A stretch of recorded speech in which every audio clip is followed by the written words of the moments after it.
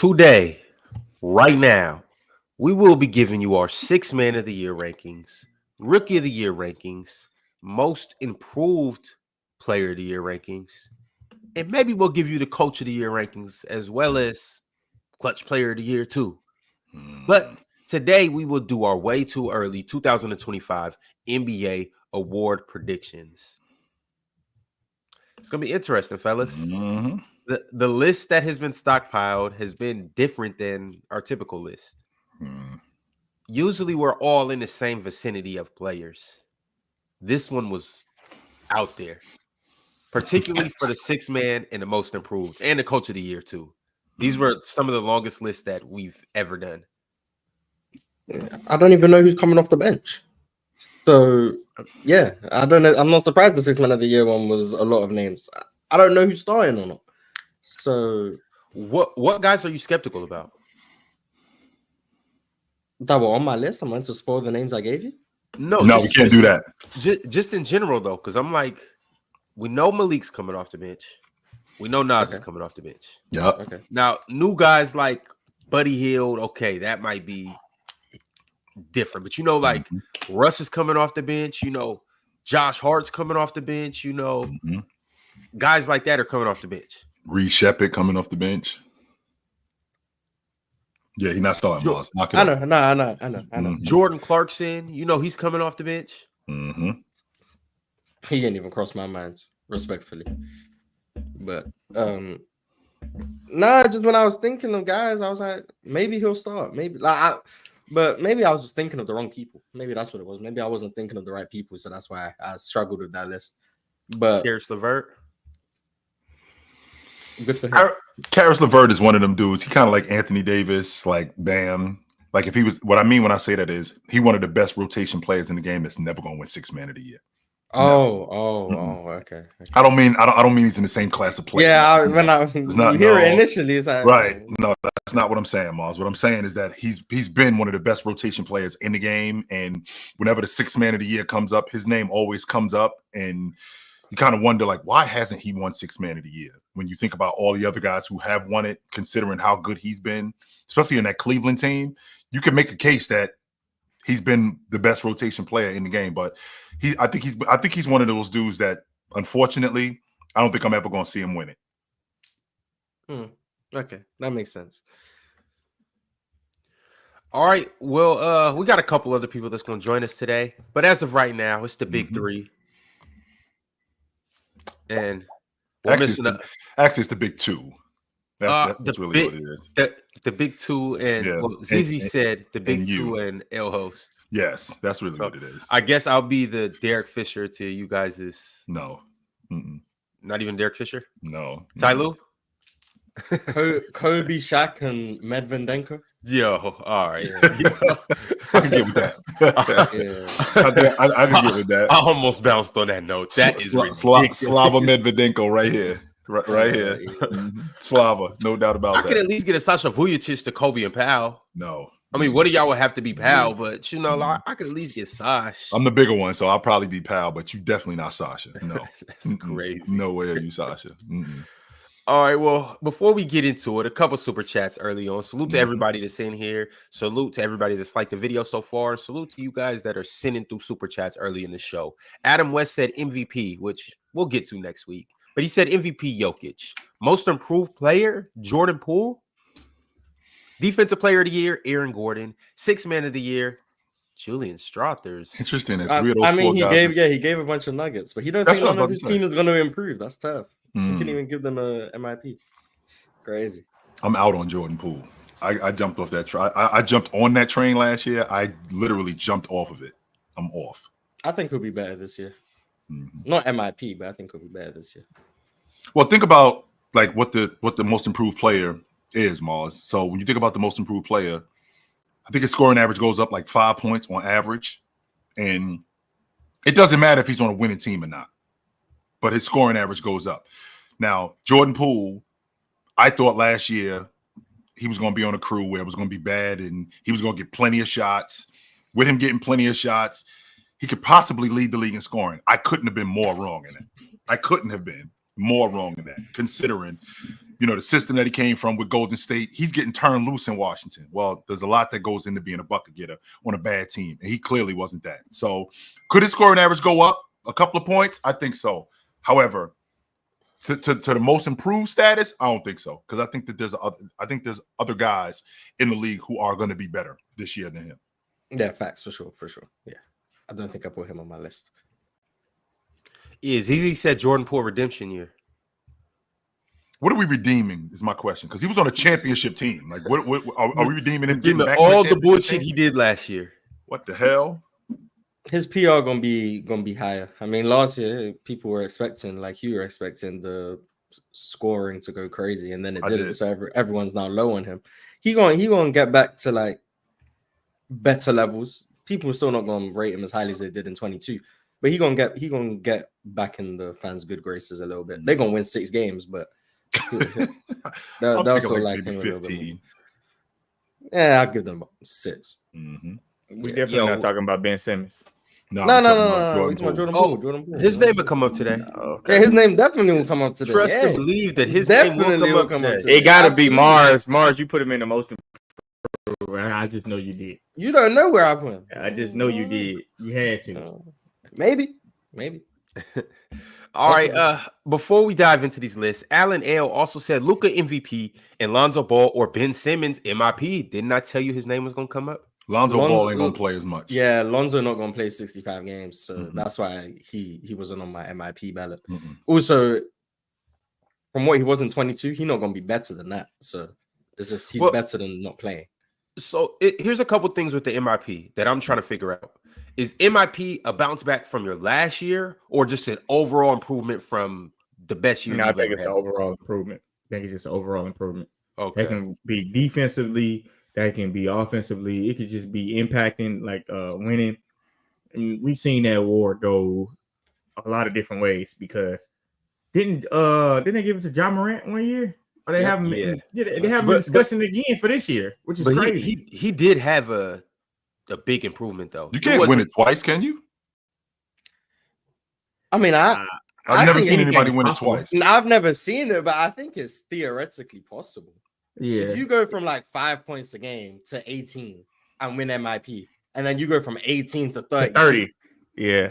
You could theoretically win it twice. You could theoretically win I think the odds had Ja Morant in there again. I didn't see Ja. Wrong. I didn't know. It might have been for MVP then. But I can see that. But Ja's not gonna. Ja averaged at one point. He averaged 27 and 7. Like Ja would have to average 40 numbers. 40, close to 40. He'd have to do that, and I don't think he's doing that. No, I don't think he had to average 40. But if he get from 27 to like 30, 32, maybe 7 assists, 7 rebounds, I think you can. That's the league MVP right there. Yeah, they just gonna give him MVP though. That's the league MVP right there. Yeah. That's especially if Memphis is winning, like I think they're gonna win. Yeah. And we're gonna talk about that a little later today too, because I after seeing your list, I see me and you are on the same page with a couple things. But all right, the last super chat I'm gonna get to before we get to the list. Global has been a member for 12 months, and he said, "Dub 1 year." I don't know if I like being on the same page with Ron. I don't know if I like that. Yeah, I was gonna say I don't know if you should be happy about that. Yeah, I don't know. I don't know if I like that, but we'll see. So now I'm throwing a monkey wrench in your page. That's what it sounds like, because I might have to get my erase out and erase some names and put some different names on it, because I don't know if I like being on the same page with Ron. Chill. I'm talking about I got a tool shed full of all monkey wrenches. Oh my god! Nothing else but monkey wrenches in there. Speaking of throwing a monkey wrench, how you like that ass whipping last night, Ron? Oh, you guys lost? Oh, damn. I was watching WNBA. Of course you were. Hey, chill. It's basketball. I was too, by the way. But I also I am multi-purpose. I can do more than one thing at a time. And I was being multi-purpose. I was watching the WNBA and I was watching preseason. Yeah. I was getting my list prepared. You guys made me think more in depth about my list. Just for the record, that's 6 in a row. That means you haven't beaten us in 3 years. We own y'all. Yeah, we'll see y'all. You a San Francisco fan? Yes, sir. Bleed 49 red. Oh, okay. It's a different type of red, though. I don't know if that's like, I guess you could call it 49er red. All right, let's go ahead and make it happen. The first list that we are going to do today is 6 man of the year. And we have a lot of honorable mentions. Let me see Oh, who I man. said. I don't even remember who I said. I have to go pull up my list. I'm doing it right now, Mars. All right, okay. so Yeah, before we do okay. that, I just want to bring up last year's six man of the year, so we can see some of the people that we thought would win last year, and well, see if we got it right.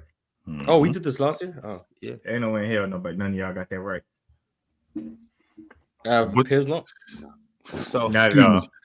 last year, as you can see, at 1 we had Malik Monk, at Yep. 2 Cam Thomas, 3 Bobby Portis, 4 Norman Powell, and 5 Emmanuel Quickly. And these are some of the other names that were. Nas Reed wasn't even in the conversation. Amani Bates is crazy. Mars, you know that was crazy. Who you. the hell said Money Bates? You Mars, 100%. Yes, Mars definitely put that in there. Mars, Yes. I remember that vividly. Yes, I you did remember put that that in there. vividly. Me. Oh my god. Okay. Bones Highland, Anthony Black, his name popped on here. Jaden Ivey. I know when hell Chris y'all put Paul. Anthony Black in there. We ain't even have Rui. Not Rui. I'm sorry. We ain't even have Nas Reed on the list. He wasn't even on it.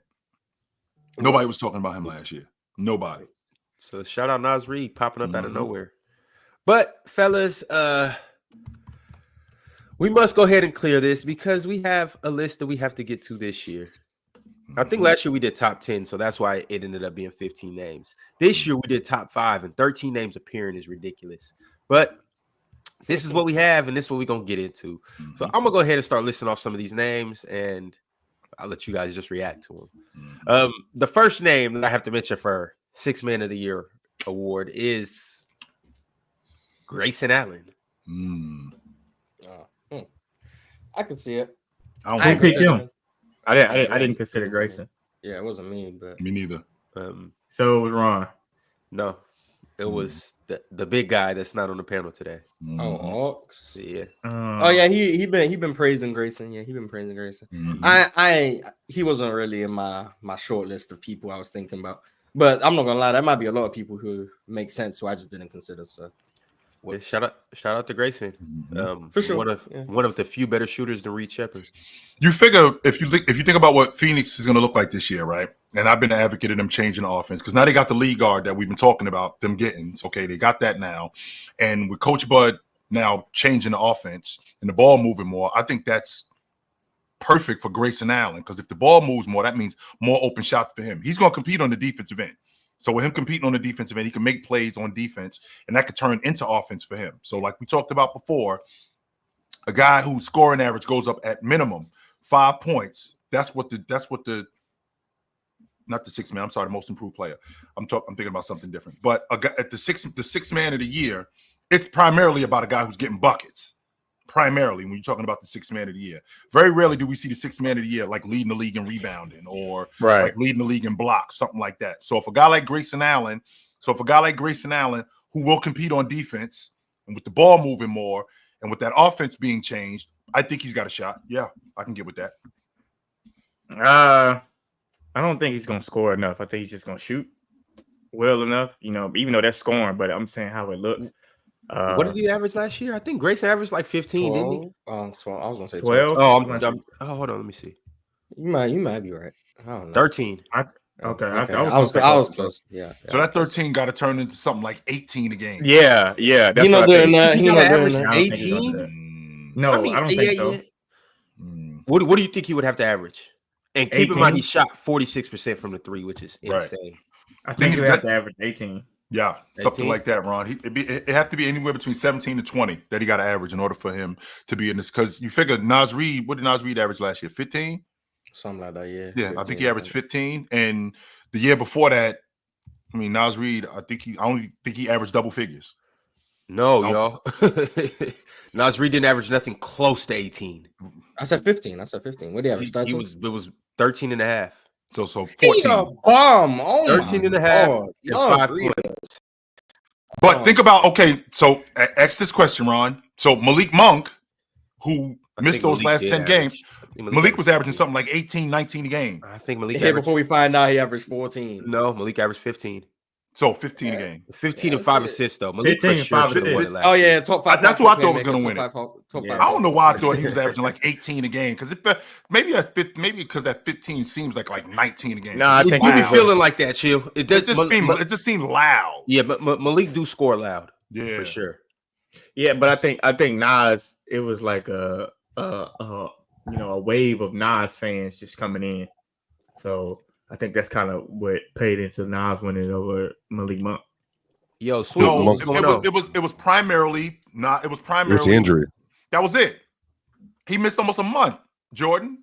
And not only did he almost miss a month, it wasn't in like January. This was during that playoff run, the last month of the season. And him and Nas Reed was just like this at the end of the season. If Malik Monk stays healthy, he wins it.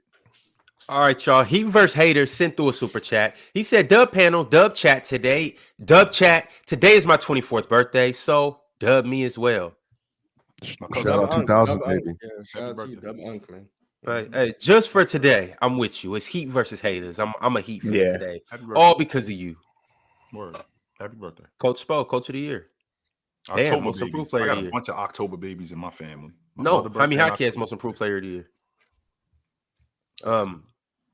Who's old boy? Khalil Ware, rookie of the year. There we go. But all right, y'all. 6 man of the year so far it was Grayson Allen. Next, and I'm gonna get through these honorable mentions quick. Next, Jonathan Isaac. Yay. For 6 man of the year? Yeah. Well, he's not gonna start. Is he gonna play? Is he gonna play a lot? I mean, I don't know. I just wanted to get him involved. I'm not gonna lie. That's fair. I put him at fifth. Yeah, I figured put it him was at you. fifth. I'm just hoping he plays 65 games I figured. it was and they start respecting more than just scoring off the bench. He's not gonna actually win it. I just wanted to show him some love. So you. Mhm. yay. All right. Next, Kevin Porter Jr. Yep, that was me. That was me. Revenge season. And Revenge that's season. really Revenge not for ridiculous who? to say. Yo, Swiper, don't do this, right? No, Kevin I mean, Porter what is he Jr. getting revenge on? Yo, y'all don't got to do Kevin this Porter every Jr. time. That's what he talking said, about revenge. What are you getting Yeah, revenge revenge from him not being able to play. But he was the one who His he was the fault. one who caused that. He Rightfully was a so. goofy. That's not on? That's his revenge. fault. I'm just saying revenge season. I'm not talking about the Yeah. personal thing. I'm talking about revenge season from not being able to play, coming back to getting a role. So Yo, revenge, Jordan, revenge what ain't does the word. More Yeah. the word is redemption more than it is revenge. So Okay, he's redeeming redemption. himself. He ain't That's fine. redeeming none. He ain't redeeming none. Redemption. All right, He's next, we got Okay. Cason Wallace. Yeah, I put him on there. I don't hate that. I I don't. don't either. That's The reason why I don't hate crazy. that, considering what do. Oklahoma City and considering what Oklahoma City gonna do and how much they involve him. The problem that I'm having though, Swiper, is I think him and Wiggins. I think those two guys are going to be. I think Wiggins is better. What? But Shoot, keep going though. It's no. not just Wiggins. Oh, sorry.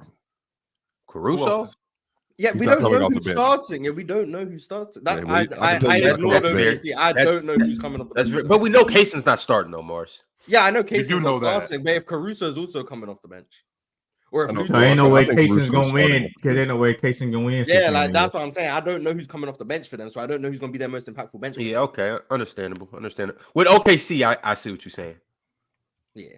See, still never considered him anyway, but All right, next, Isaiah Joe too. Still, a name I definitely didn't consider. Peyton Pritchard. oh yeah, No. Yeah, nah. Yeah, I put him on. I think Yo, I put him Wallace- on. no, Did I you- put him on? Me and you No, had you this didn't. conversation like Oh, I didn't. Oh, I thought like 2 months ago or something like that, and we went back and forth. Mars, how many league guards coming off the bench are better than Peyton Pritchard?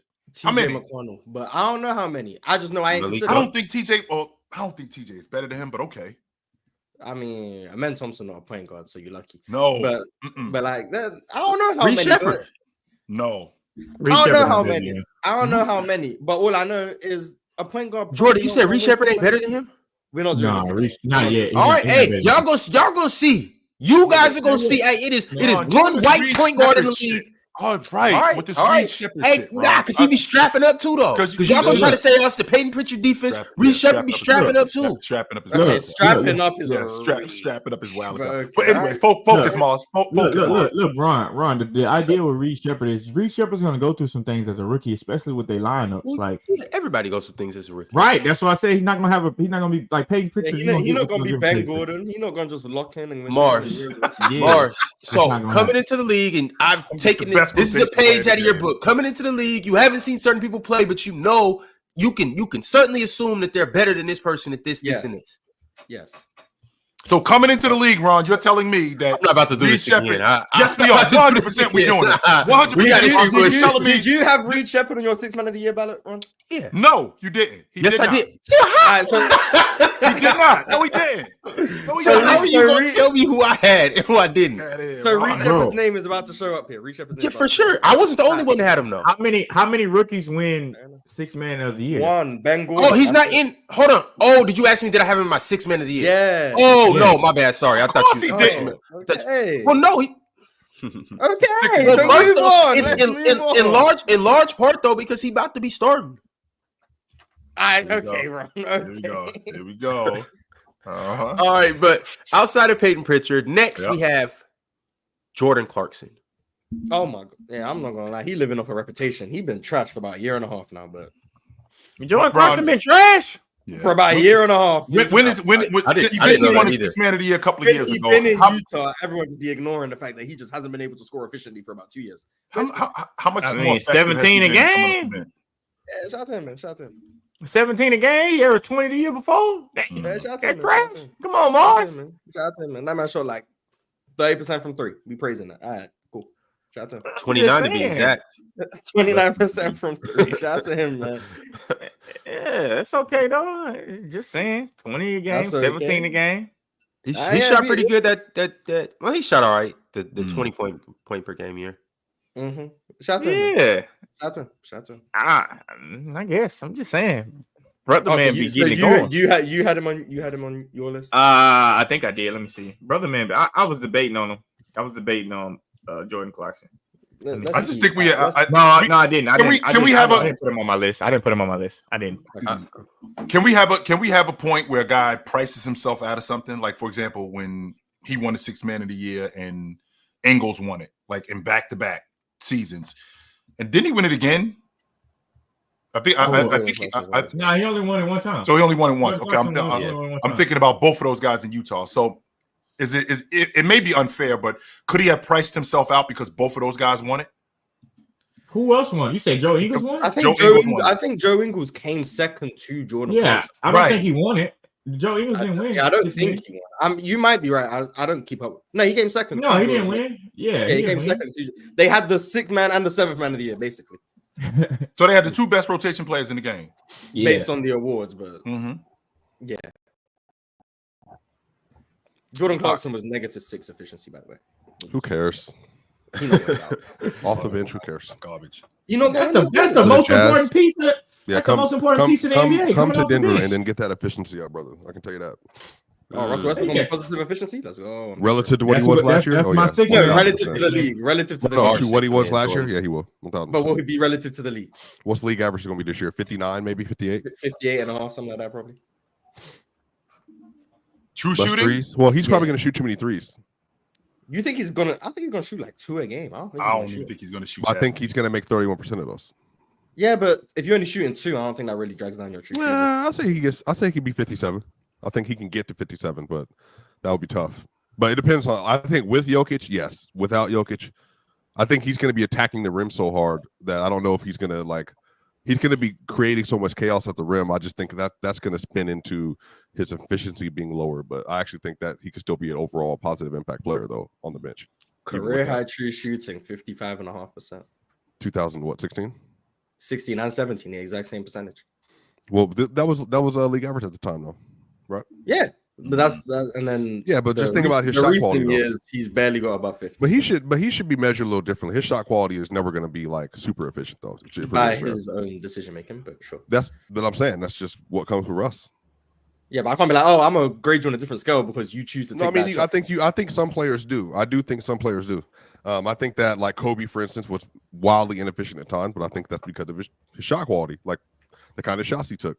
But I don't blame him. That's just who he is. Like Kobe is just that kind of player. I think Jordan had moments like that. He had a 70-piece or 63-piece, and then he had a stinker the very next day. You know, that's just kind of what happens. Man. I just think when you're a shooting guard or a guard, D Rose, another one. I think Anthony Edwards, Chill loves Ant. You know, he had a great game shooting 6 of 24. So I think sometimes your Your play I style think he is gonna did the other predicate stuff that helped his team win. I didn't say he had a great game. I think he that. did the other stuff. You no, chill. You did. You said great. We don't have time. No, I'm not relitigating anything. Did I say that? Yeah, you did. You did say great. That's why I pushed back against you. But Right. I'm saying Russ and He Ant did the and other others. stuff in order for them to win. That's wildly important. Yeah, so that's what I'm saying. I think I will say this, Mars. I think what's changed about me over the last year is I love efficiency and I think it matters, but I also do think there is a spectrum of there are some players that their play style is still going to have a positive impact without being efficient. While being as efficient. I absolutely agree. Right. But also in the perfect world, everybody can be the most efficient basketball player. So this is a part of it. It's been like that since basketball has been around. So you got to do other things. Russell Westbrook and Swiper gave a good example with the Kobe and just the shot quality. There's no way you're going to be that efficient and with the quality of shots they take. So, and I know it sounds ridiculous too, because guys like Mars, guys like Swiper, I recognize as I've gotten older that if you can't talk money when you talk about basketball, I have to be able to talk efficiency too. Unfortunately, I can't just talk about the game. I got to talk about the numbers when it comes to efficiency. Just like when you're talking about the money and contracts. If you don't know this stuff, then you can't talk basketball. Well, guess what? Now I got to know efficiency. I got to understand true shooting. I got to understand effective field goal percentage now if I'm going to talk basketball, because this is what the game has become now. But that's where the line is, though. I think I think what people have to I know, Mars. I know, but this is what it is. You're tearing off players based on their ability to Luka. The reason where he is largely able to carry over really good efficiency for the kind of shot quality he takes and just above average league efficiency. So you're more efficient on more difficult shots on more volume. That's wild. There's just not a lot of players that can do that. I think the reason why Embiid takes a lot of pull-up mid-range shots. So when he's on, they're from these 10 to 12-foot areas, and he does this little fadeaway thing. Which is way the most effective. That's what makes him so different, and distinct as a scorer. I think Kobe, I think T-Mac, I think at his apex, I think Shaq. By the way, did Shaq ever have a 60% from two playoff scoring run? Oh my God! I'll look. Bear with me. Probably, but I'm Did he have a season? I'm assuming you're talking about the high volume years, not when he was on. Yeah. Did he have a season where he shot over 60? 96 he was 61% on twos. 98 he was 61%. This is the playoffs. 61% in 96 and 98, and then 2006 he was 61% in the regular season. I don't know if he had a 60. 2006. 60% in 2005. Yeah, but I'm talking about, I guess, that's prime. Yeah. 60% in 94. Yeah. 60% in 2006, and then no other 60% years. Right. So what was he in 2001, Mars? The regular season or the playoffs? The playoffs. 2001 playoffs, he was 55.5%. So almost 56%. He shot chucking, man. Be more efficient. Yeah, all right, y'all. Yeah. Back to the list. Mm-hmm. We have Norman Powell and Dante DiVincenzo next. I have both of them in my top 5. Damn. I had Dante DiVincenzo for sure. Yeah, Dante. I don't know if Norman Powell was going to start or not, so I didn't. I just put him there, but I didn't know if he was going to start. I just assumed he wouldn't. But who is the Clippers? Who is the Clippers starting 5? Because remember, they're talking about Leonard not even being able to play. So who is their starting 5? You got James Harden at the 1. The only guys that I'm thinking about right now is Zubac. He's going to start. Harden's going to start. Norman Powell. Who else? Norman Chris Powell. Dunn. Chris Dunn starting. Chris Dunn is going to start. Mm-hmm. How about no? I doubt it. Right, because that's James Harden's spot. Who else is starting next to him? That's James Harden's spot. Then Norman Powell start. Norman Powell and because Leonard is not going to play early. So that's going to be Coffee. Coffee's going to take that spot. Jesus. So yes, Terrence Mann. Yeah, so Terrence Mann. James Harden, Terrence Mann, Coffee. Who's their 4-man? Kawhi. Nope. Their starting lineup is going to be James, Mann, Kawhi with DJJ. Probably Derrick Jones. Derrick Jones and Zubac. Hey, why you say what's his name was going to start? Coffee. No, Coffee? Coffee might some games. Chris Dunn. Chris Dunn. Chris Dunn starting. He will at times, but I think why? Chris James is going to start every game. Chris Dunn's not going to be that floor spacer. He can't start. floor spacer. Chris Dunn is there. Terrence Mann. Swiper loves Chris Dunn. He thought Chris Dunn should have been in Denver. I like Chris Dunn too, but he's a perfect bench guy. He can't start with James Harden. Like that just not going. That He will be at some point. I don't see it. They would start Kevin Porter Jr. before that. So let me make sure I get this right. So what y'all said. So Harden at the 1, Mann at the 2, Coffee at the 3. No, what are we doing? Coffee? Where's Coffee coming from? Derrick Jones Jr. I'm sorry, Derrick Jones at the 3. Who's at the 4? Leonard at the 4? Yes. Leonard at the 4 and Zubac at the 5. That's a whack 5, yo. Whack? You think so? No, it's not. No, it's not with James Harden. James, man, Not with Kawhi James Zubac is a good 4. That's In a the Western good 4. Conference, that's a whack 5. Holy Better shit. than the Lakers? I think you underrated. I'm telling you, James Harden does a lot better with less, man. Like you just give him put people in the spot. Who better, What- DJJ or Rui? Who's better, DJJ or Rui? Rui. I think he's better than Toss Derrick up. Jones Jr. Toss up. The question is who? I'll take The Rui. Yo, question whose is who alarm more is going Baker? off? Oh, that's Not me. probably it. Hold on, let me see. Shake my head. I'm sitting here looking at my phone like, yo. I was looking at mine too. That's not me. I had to cut out. There's an alarm in another room. All right. What about Dante DiVincenzo? How do we feel about him? I thought it was Not a a serious 6-man. everyone. to be honest. Not gonna put him as a 6-man. I don't know. But he's not gonna start, so why not? But I put somebody else ahead of him. Yeah, he not gonna start. So Who's the Timberwolves lineman gonna be? Anthony Edwards, Mike Conley. Jaden McDaniels, Jaden Julius McDaniels. Randle, and Rudy. Julius Randle and Yeah, and you're not Rudy gonna at the 5. Yeah. Nope. That was He was an easy one for me.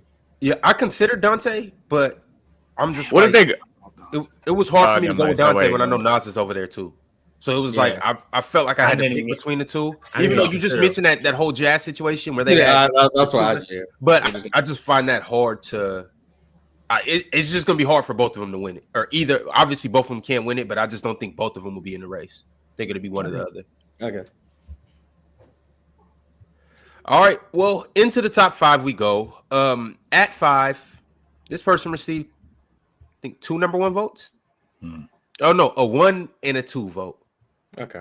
And I'm surprised Swiper didn't vote this guy because he's on the Denver Nuggets and his name is Russell Westbrook. I'm not biased like that. I truly am not. I think Who Russ had is it? not Wait, gonna Ron, have was it you who had him number 1? I had him at number 1, yes. I mean, the things Russ would have to do, just to be clear, to even get at the top of the board, he's going to have to be literally about 15, 7, and 7. And again, about a 57. And he's also like shooting 35% from 3, closing games. Like, it's going to take. He was doing that with the Lakers, Swiper, and he ain't sniff it.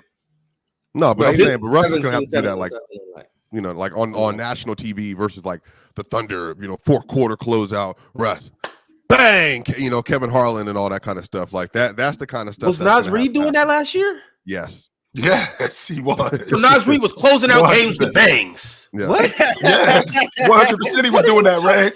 That's 100%. 100% he was doing that, Ron. Yes. Nas Reed was dunking on people, hitting 3s, crossing people up, making people fall, getting to the rim, playing defense. Yeah, he was doing all So that. Russ is not going to be playing defense. He's not going to No, be I'm not crossing saying people that, up. but you're comparing He's him to not Nas. going to be making highlight plays. He's Yes, not going to yes, be he dunking will. the ball. He's Highlight, not going to he have the will. ball in his hands. Yes, he Now, will. if you're But no, but saying it's not- 15, 7, and 7, Keep going, maybe keep going. not. But Nas Reed didn't average 15, 7, and 7. If So I'm Russell sorry you Westbrook- weren't here when we were talking But if about this. Russell Nas Westbrook Reed averaged a is whopping as 13 impactful points of a and 5 player as rebounds. Nas Reed, then the Nuggets are winning the championship going away. But I'm saying that's the likelihood of that. Think about this. If the 5 is doing this, Julian or Peyton takes a leap, and then all of a sudden Russ is as good as Nas Reed, who I think is a legitimate starter in this league, then yes, then at that point they have 7 to 8 players that are like legitimately like all rotational, and one of them is like damn near better than like Is Christian Brown going to be a better most of the league, rotation half the player? league. Is Russ going to be a better rotation player than Christian Brown? Yeah, Russell Russell Westbrook is gonna make Christian Brown a lot better. Well, to his role. Hey, I don't but know. to your point, Swiper, I think Nas Reed is best coming off the bench. I don't think he's a starter. I think you don't get that much from him as a starter. But I do think Russell Westbrook can be a better 6-man than Nas Reed. You get a lot from him as a starter, but you could get a lot from a guy as a starter and be better suited as a rotation player. And when he comes in as a rotation player, considering what that Minnesota offense was last year, he gave them a huge boost off the bench. Huge. Yeah, that's what I'm saying. but I don't think you get a lot from him as a starter. I think you play more freely you coming off the bench as a 6-man. You only have a dedicated role as a 6-man when you're a Nas Reed, and that's to get buckets, not to I'm the starting power forward. I got to go into a handoff because I got to make sure Anthony Edwards gets shots or Mike Conley gets shots. But Jordan, Nas Reed, that's not his sole job when he come off the bench. It's not just to get buckets. He's one of their better defenders too. He is one. I'm just talking about I'm just talking about offense. I mean, defense. I feel like defenses are non-negotiable. But for Nas Reed on offense, he don't have no filter. He can shoot like when he get it. And that's what they expect him to do. They expect him to take those transition threes.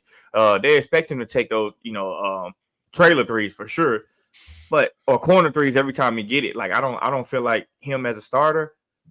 I can't see Nas Reed jumping from 13 points a game to 18 points a game as a starter. I cannot see that. He might go lower. Well, it depends on what you're talking about, though. Like if Julius isn't there, then yeah, of course it will. He couldn't take up for Karl Anthony Towns. Like if Julius isn't there, but Julius is there, so no, he's not going to be averaging like. I don't even think he could do what Towns did if he was a starter. I'm not saying as good as. I'm saying if nobody could have done that. What do you mean, no one?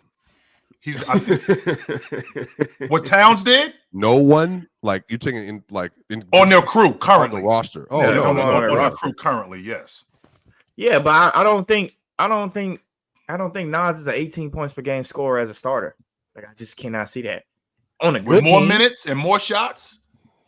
But on what team? The Wizards? On the Minnesota Timberwolves. If he plays 30, why do you have this low view of Nas Reed? What happened? I'm trying to figure out what you're looking at. It's not that I have a low view of him. It's not that I have a low view of him. I'm just saying his best role serves him best off the bench. As a starter, your role changes. Okay, sure. And with his role changing, he could still be more productive as a scorer because I'm playing more minutes, right? So he's not gonna he's playing starter minutes coming off the bench. If he's playing starter minutes as a starter, going up against the first unit guys, and not only going against the first unit guys, they're looking for him more in the offense. Why wouldn't he be able to score? How many shots do Nas Reed get as a starter? Well, Nas Reed took 10.5 shots a game last year. So if you up his coming off the bench, right? Yeah. So if you took 17.5 next year. 17.5 is a lot. 17.5 shots is a lot of shots, Swiper. I would say 14. I'm upping its volume. I was thinking between 12 and 14 shots. Yeah. Why would it start? Hold on. Well, how many did Karl Anthony Towns take last year? 15. Swiper 17 shots. That's almost double. It's unbelievable. But what I'm saying, I guess I'm trying to understand the scenario. Like, what are we saying? Nas. This is the scenario. Okay, this is the scenario of Nas Reed as a starter. You put Nas Reed into the starting lineup. Those shots, those 10 shots. Remember, he took those 10 shots without any regard because maybe Anthony Edwards is on the floor, but now when Nas Reed gets in game, his game is to burst it open. Maybe he plays with Mike Conley. Now you put Nas Reed in the same lineup as, let's say, Julius Randle, Anthony Edwards, Julius Randle. What's that kid's name? Mike Conley, McDaniels. Those 10.5 shots that he took, it's not the same. Like it's not the same because there's not more freedom for him to just take those shots because we want the ball in the best player hands majority of the time. Well, Jordan, that logic doesn't work. The reason why that logic doesn't work is because when I'm on the floor with better players, I'm getting better shots because the attention is on Anthony Edwards. That's a traditional way. No, that's not a traditional way. That's a fact. If I'm on the floor with Anthony Edwards, prime example would be Kevin Durant when he was playing with the Golden State Warriors. The reason why he was getting the same shots he was getting in Oklahoma City, only except there's not 2 and 3 guys hanging on me. There's only one guy on me. Why? Because Curry is out here. Why? Because Klay Thompson is out here. Why? Because Draymond Green is attracting the attention that he's attracting. So if Nas Reed is on the floor with Anthony Edwards, if he's on the floor with Mike Conley, who can stretch the defense, if he's on the floor with Julius Randle, who can get downhill, these guys are creating better shots for him. So if they're creating better shots for him, that means that he could be more productive offensively as a scorer. Averaged 17 without Karl Anthony Towns on the court last year on 17 a game on 13.5 shots. Okay, so how many games? Nas like 19. that though. Like Jordan. Honestly, you just sleep on Nas. No, I'm not sleeping on him. I'm just. He just said he got her off the bench. That's what he said. No, I mean I get that. I would.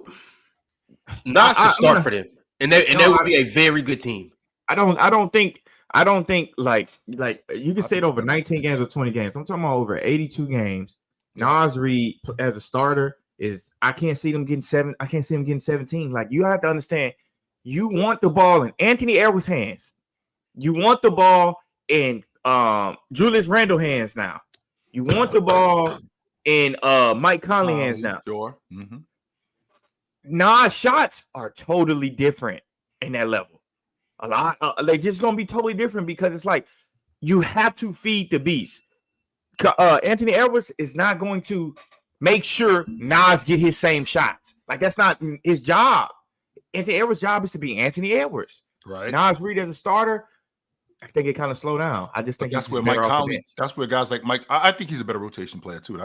That's what I'm saying. So to say that you put him in there as a starter, but if you put him in as a starter, we can't act like he's not going to. The quality of shots that he gets aren't going to be better. Just off the strength of the guys that he's on the floor with.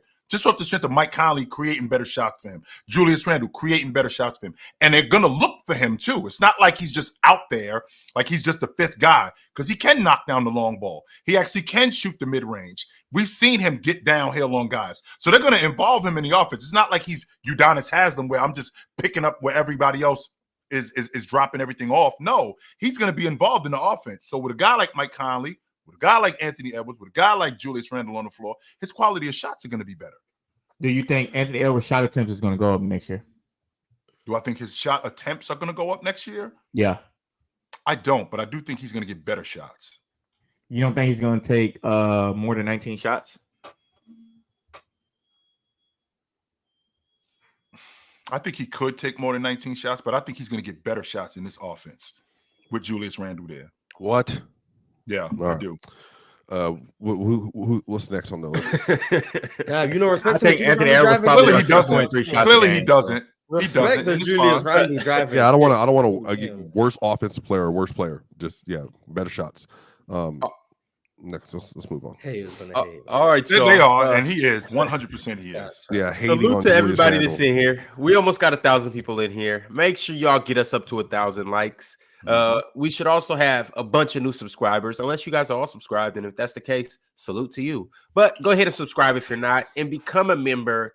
Speaking of which, shout out to a few of our Hall of Famers. We have Cobra Son of Raditz, Multi Kinney, Hunting Gilgores, Arch, and Arch Prime. Salute to all of you guys. And also, the next player on our list at number 4 is Benedict Mathurin.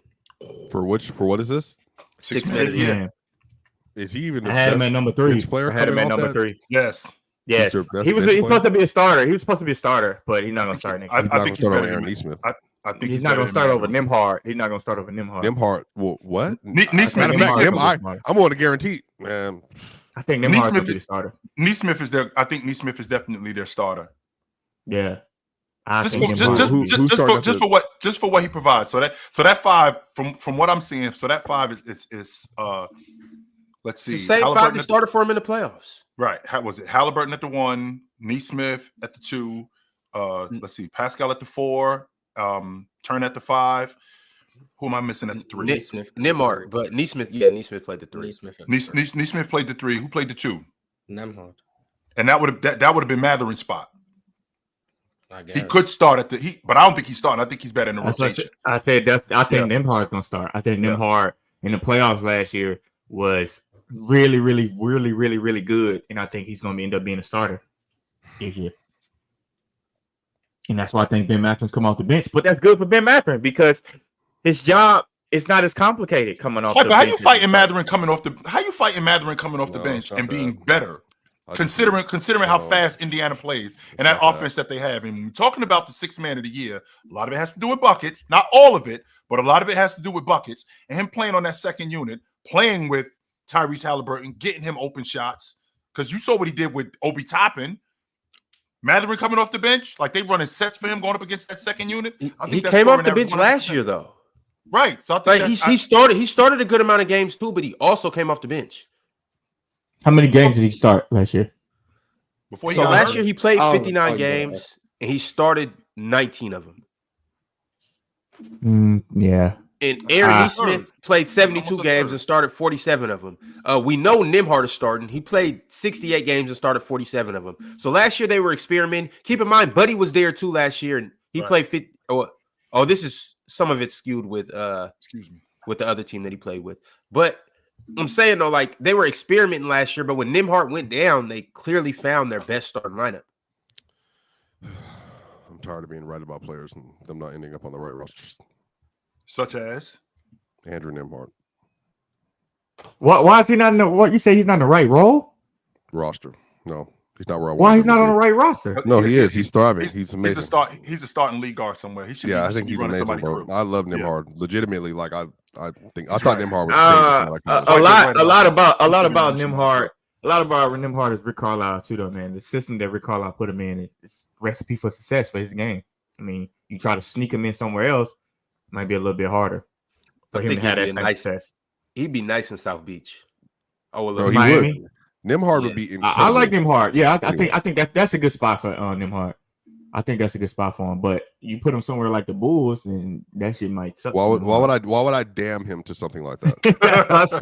That's what I'm saying. Don't do that, So, like, they got Desomu coming off the bench for Josh Giddey. Come on now, and Kobe White, Zach LaVine. I'm just they don't know what they're saying, doing.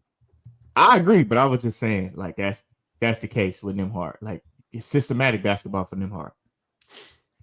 All right, y'all. But Miami system might be a little too slow for Nembhard. I'm not saying that he wouldn't be really good, but would you rather have Nembhard or Tyler Herro? I'd rather have Nembhard over Scary Terry. Sheesh. Yeah, that's a good one. I would rather have Nembhard. Nah. Yes. In Miami, yes. I'll take Scary Terry's a good player. Terry. Yeah. But I don't know about the Tyler Herro one. Tyler Herro's up and down, but Tyler Herro is pretty good, bro. All right, at number 3, we have Josh Hart. I had Josh Hart at number 1. Who's starting? I Hart on my isn't list starting. On that Knick roster, so you got Brunson at the 1, Bridges at the 2, OG at the 3. Let's see. Mitchell's out until January. Mitchell Robinson is out until January. That's correct. Wow. Damn, Mitchell Robinson out till January. What the He hell? out till January. He got a foot problem. He had another ankle surgery. So we can't start Brunson, Hart, Bridges, OG. And why? You can't do that. No, Why? They're going to do that. They can't do that. I just was under the impression that they weren't going to. But why they would they definitely not do it? that though. because that's small. That's really small. Unless you can put swipe. I mean, Josh Hart Towns and at OG, they're bigger players. So like, Josh Hart's 6'4", OG 6'6". Yeah, and Josh Hart also plays And like 6'9". And 6'7". You can play like you 6'9", but you ain't 6'9". He's a monstrous rebounder. The only small player is Jalen Brunson. Yeah, he's a monstrous rebounder. Chill, They all have positional size, all of them. All of them? Yeah, How many players are a better rebounder than Josh Hart? Honestly, none. Not that. What he did last year against Philly in the playoffs, that was unheard of. like, and he's a fighter for a board too. Like, he's not like, I'm knocking you out the way to get a board. Well, that translated from college. I mean, he led the Big East. I think he was second in the Big East in rebounding. Another one of these players that just gets traded for. I'm not saying nothing, y'all, but that's another dude. I don't know what teams look at. I really don't. You could have got Josh Hart for a nice package from Portland, and they handed him over for a bucket of extra crispy. Yeah, I'm good. I'm passing on 6'4.5". There you go. Yeah, a two-way wing, Jordan. That legitimately, that last stretch in Portland, he looked like another level player, and then he proved it in the playoffs. He had a 15 rebound game when he was in He had a 17. He had a 17 rebound game last year with the crazy Jordan. the Knicks. I remember 6'4". I do, but In the league, 6'4". So when you're talking about the 6th man of the year, a lot of these guys, they have started, but half the time they've come off the bench too. So Josh Hart could start the season and then start coming off the bench. And when he starts coming off the bench, he's definitely one of the better rotation players in the game.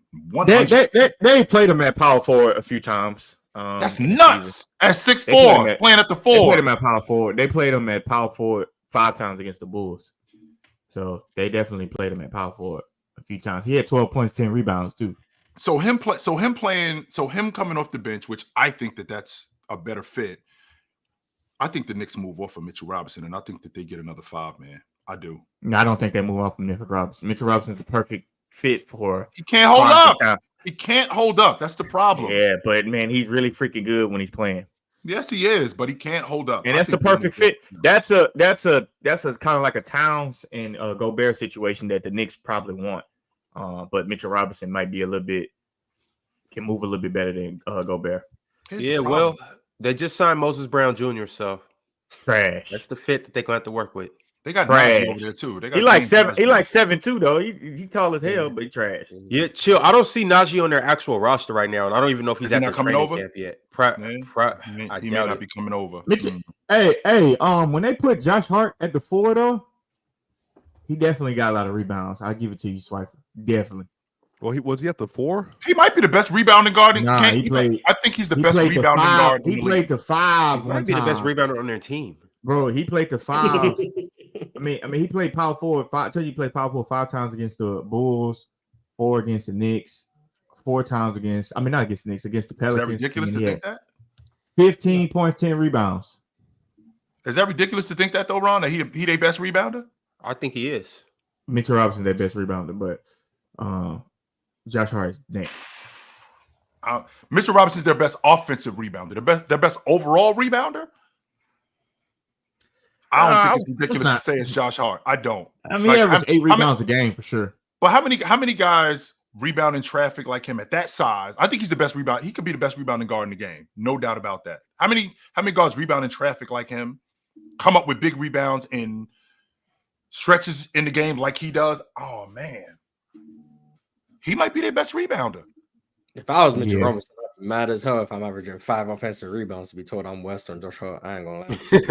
15 I'm gonna be honest. If I'm Mitchell Robinson, there's no way. I'm mad all you want. I'm watching this dude pull out 15 rebounds a game in the playoffs. Mitchell Robinson lead the league in offensive rebounds every time he plays. Like, So I could counter that with I'm the best rebounding guard in the game. You ain't the best rebounding big in the game. Because there's better bigs. There's better rebounding bigs than there are guards. And there are bigger guards. And there are bigger guards than me. That's like saying Karl Anthony Towns is a better shooter than Klay Thompson because Klay was never the best shooting guard in the league because Steph existed, but Cat's the best shooting big. That's the exact same thing. No, it's not. And it's the exact same thing. Well, wait a minute. Klay doesn't shoot better than every guard. Cat shoots better than every big. Therefore, Cat a better shooter than Klay. That's the exact same logic. The exact same. Wait a minute. I want to make sure I'm understanding you correctly here, Mars. Klay doesn't shoot better than Steph, right? Who's a guard, but Karl Anthony Towns shoots better than every big. So therefore, because Cat's the best shooting big and Klay's not the best shooting guard, Cat's a better shooter than Klay. That's the exact argument you've just made for Josh Hart over Mitchell Robinson. No, it's not, Mars. Well, I mean, no, Mars. If you really think about it, wait. How's it not the same? Wait a minute, Mars. Josh Hart being smaller, your job as the big, that's your job to rebound. And you as a you do it. No, you don't. Okay. You may offensive rebound better than me, but overall as a rebounder, you have not been better than me. Not this season. Even in the playoffs, you weren't. He was hurt. He gets more contested rebounds, which goes back to my logic. He gets more offensive rebounds. Like any metric, any sort of eye test, other than the fact you're like, oh, he's short. Yay.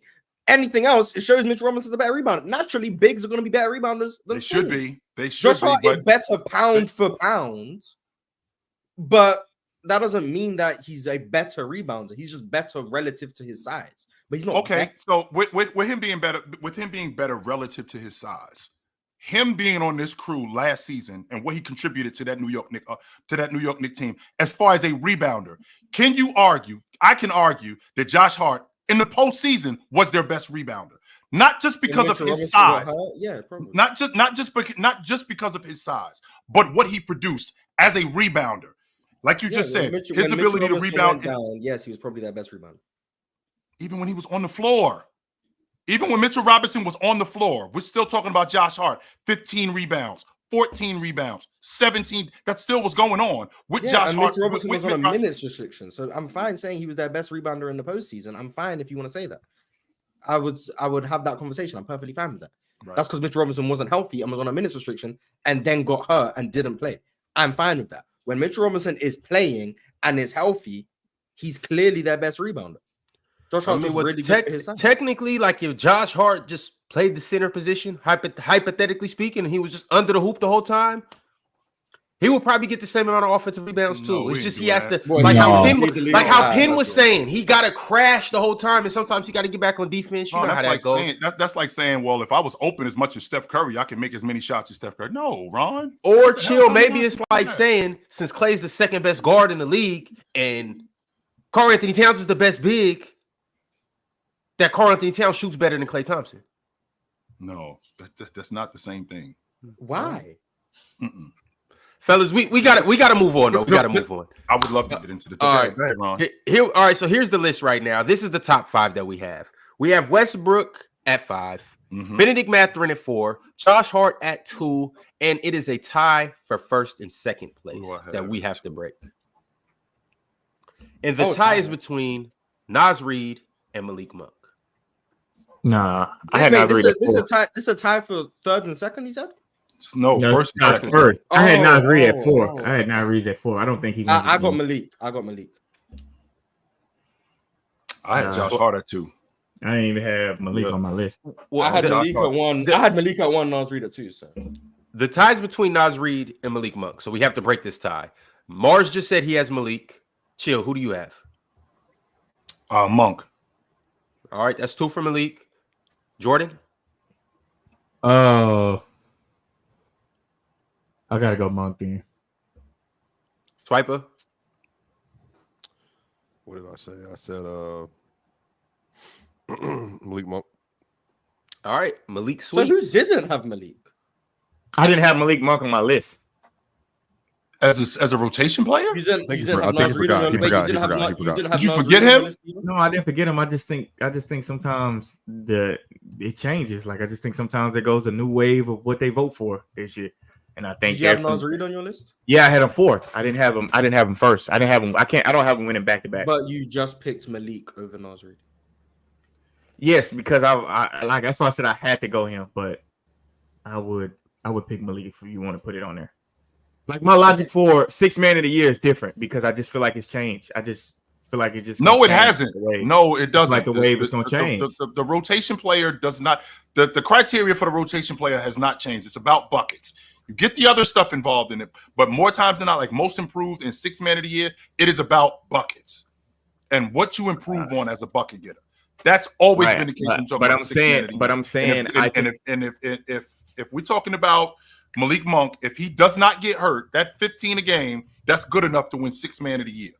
I'm saying as far as like dynamics going to change for the roles of other players that we have on that list. That's what I'm saying. That's why I didn't have. That's me explaining why I didn't have Malik. What's Monk the on other? list. What's the? So in your estimation, Jordan, what's the role of the first rotation guy? What's his role? Oh, I'm not saying that. I'm saying the other players. I'm saying I Okay. think like well, I had Russell Westbrook at number 2. I had Josh Hart at number 1. Like for Right. what I think those guys are going to do coming off the bench, the dynamics change, which is why I'm sliding a couple guys down and off. And Nas Reed, I kept Nas Reed on there because I'm like, okay, he won it last year. He's still going to play the same way, but they got Julius Randle, so maybe it opens it up a little bit more for Nas coming off the bench. For Malik Monk, now you got DeMar DeRozan. I don't know, but I'm not saying Malik Monk won't get his 15. I just don't know. So it might look different, is what you said. It might look different. That's why I said what I could get said, with because that. it might All right. looks different. I could get with that. Okay. All right, y'all. This is the top 5 for 6th man of the year. We have Russell Westbrook at 5, Benedict Mathurin at 4, Josh Hart at 3, Nas Reed at 2, and we have selected Malik Monk as our 6th man of the year here at Players' Choice. So shout out to Malik Monk. He would have won it last year if he didn't get hurt. He would have won it. All right, we got a couple super chats, and then we are going to dive straight into Rookie of the Year.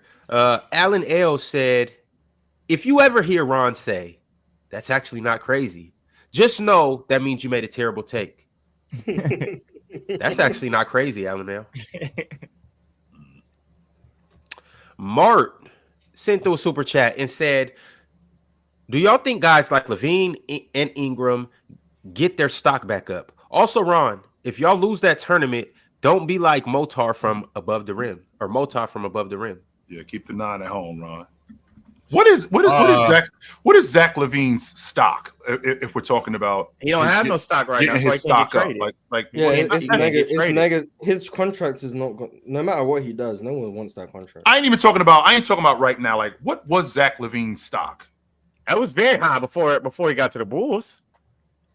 Even Well, it was longer, high when when he he was was with the Bulls in 2022, 2021. 2022. Mhm. Zach Yeah, it LaVine was very high. one of them best two guys in the league. Yeah, I'm saying now his stock is low because first of all, nobody wants pay that kind of money for average ass effort. Jack LaVine gives you average ass effort, lots of skill, average effort. Man, and it's like, bro. Then the way he looks about it is like, I'm doing my job. It's like, no, you ain't. You ain't doing your damn job. And it's like, I don't know, man. I wouldn't want Zach LaVine on my team. Good player, terrible effort, terrible mindset, checking out. Wouldn't want him on my team. All right. Speaking of that hoops tournament that my good friend sent through a super chat about, feast your eyes on the screen.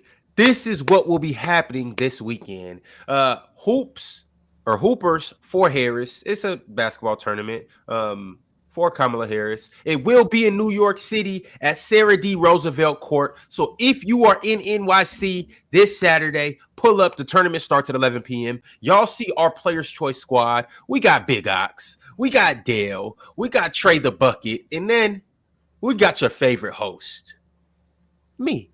2K will be there. It will be I'll get you guys. I gotta go look at the list. I'll get you guys the list of all the other influencers and things like that that'll be there.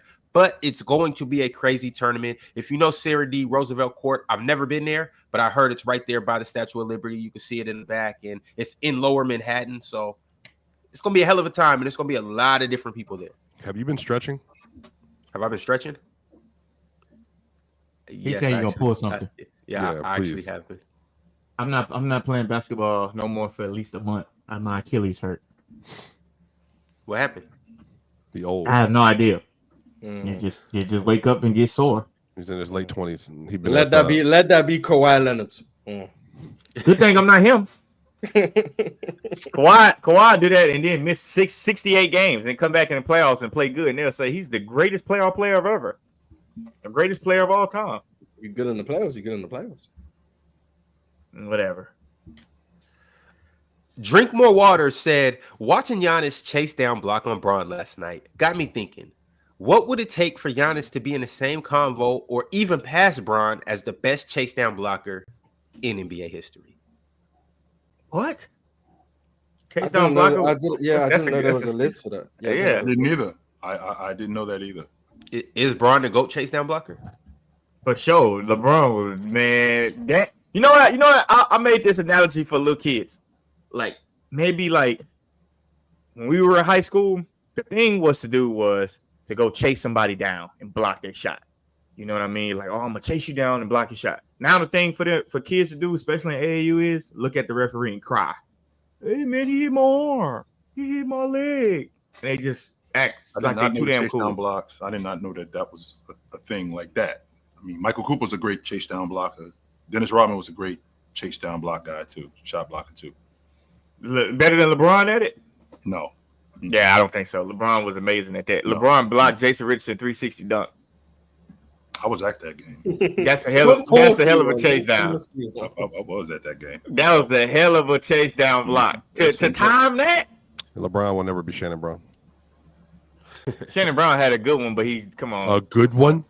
He had a good one. A good one? Wasn't it called a foul? Wasn't it called a foul? Yes, it was. He literally took. But don't even count then. Don't even count. He literally took the ball off the glass. That wasn't a foul. Yeah, they said it was a foul. They said it was a foul. That was a shitty ass call. Yeah, that was not a foul. He took the ball off the glass. That was not referee challenges back then. Mm-hmm. Challenge that because that was not a foul. I go Steve Francis. All right, y'all. We're gonna dive into these Rookie of the Year rankings. Let's go ahead and get to it. Here we go. Before we actually do ours for this year, once again, I'm gonna put up our Rookie of the Year rankings from last year, and you guys let us know whether we got this right or not.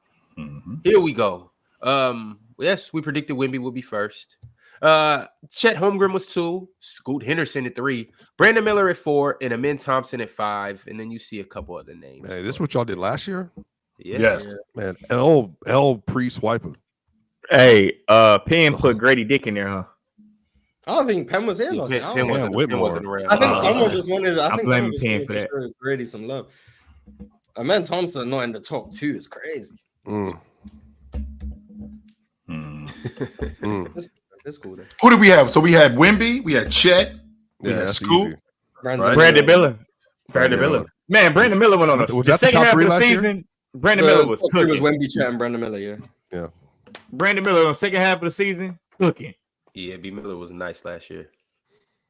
Everybody know about. So what happened, Chill? How did you regress on your Wemby takes? How did I regress On your Wemby takes?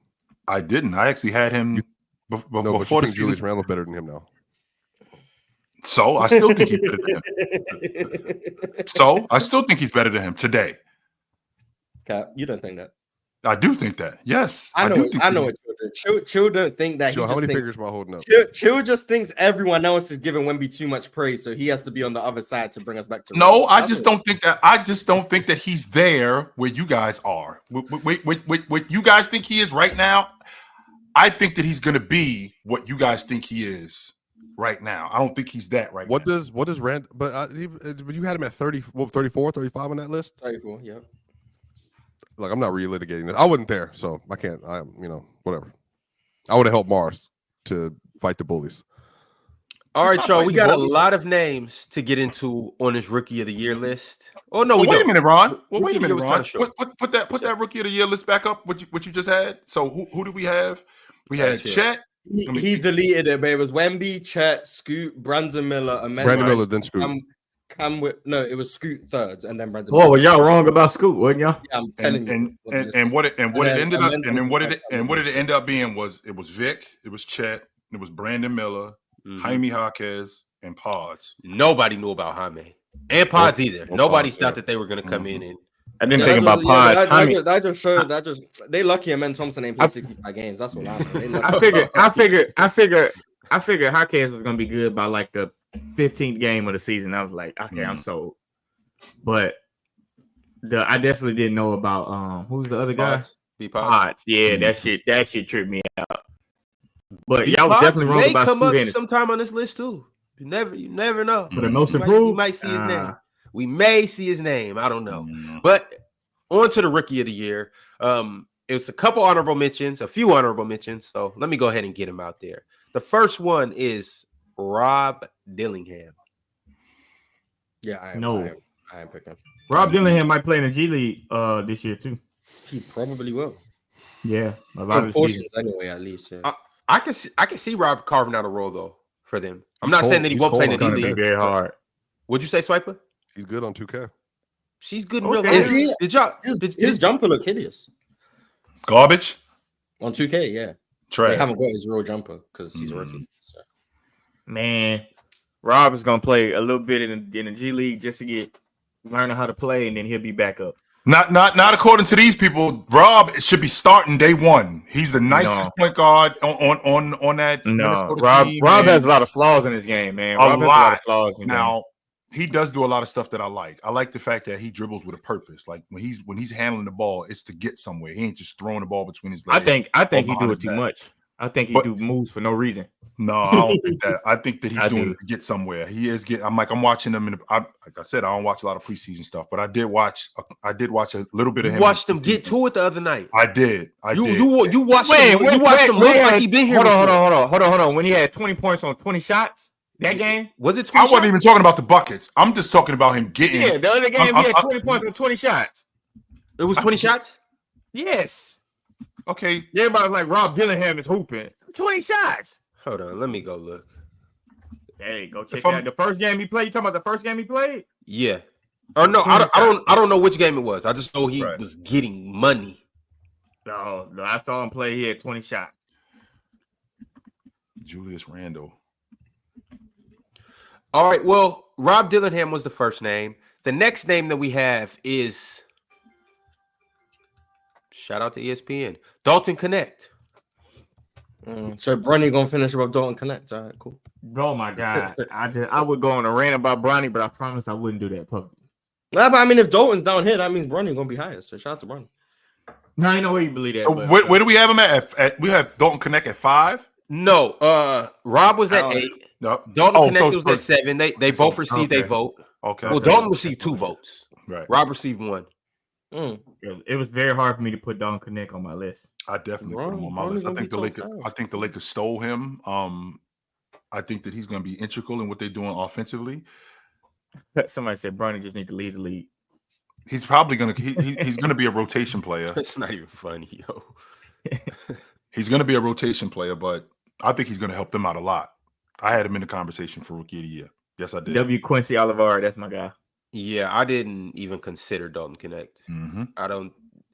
He ain't crossed my mind. Yeah, I mean, if he does, more power to him. I don't want to seem like I'm hating on him. I just didn't think he would have a role like that from day one. But yeah, I didn't. I just feel like it's too much. The Lakers got to figure out to be sure about Dalton Connect getting the minutes and the role he needs to in order to win Rookie of the Year. What do they have to figure out? It's obvious that they run that. James is the primary ball handler. They run that offense through Anthony Davis and guys like he gets guys like Austin Reeves and D'Angelo Russell shots. He's the primary playmaker for those guys. But chill, you don't think they have to figure out JJ Redick's offense? And how is it going to work? How's it going to look with LeBron, AD? What about LeBron on the floor, AD off the floor? Like, I feel like with a new coach, you need time to figure that out. And to just throw a rookie in there, you still got D'Angelo Russell, you still got AR.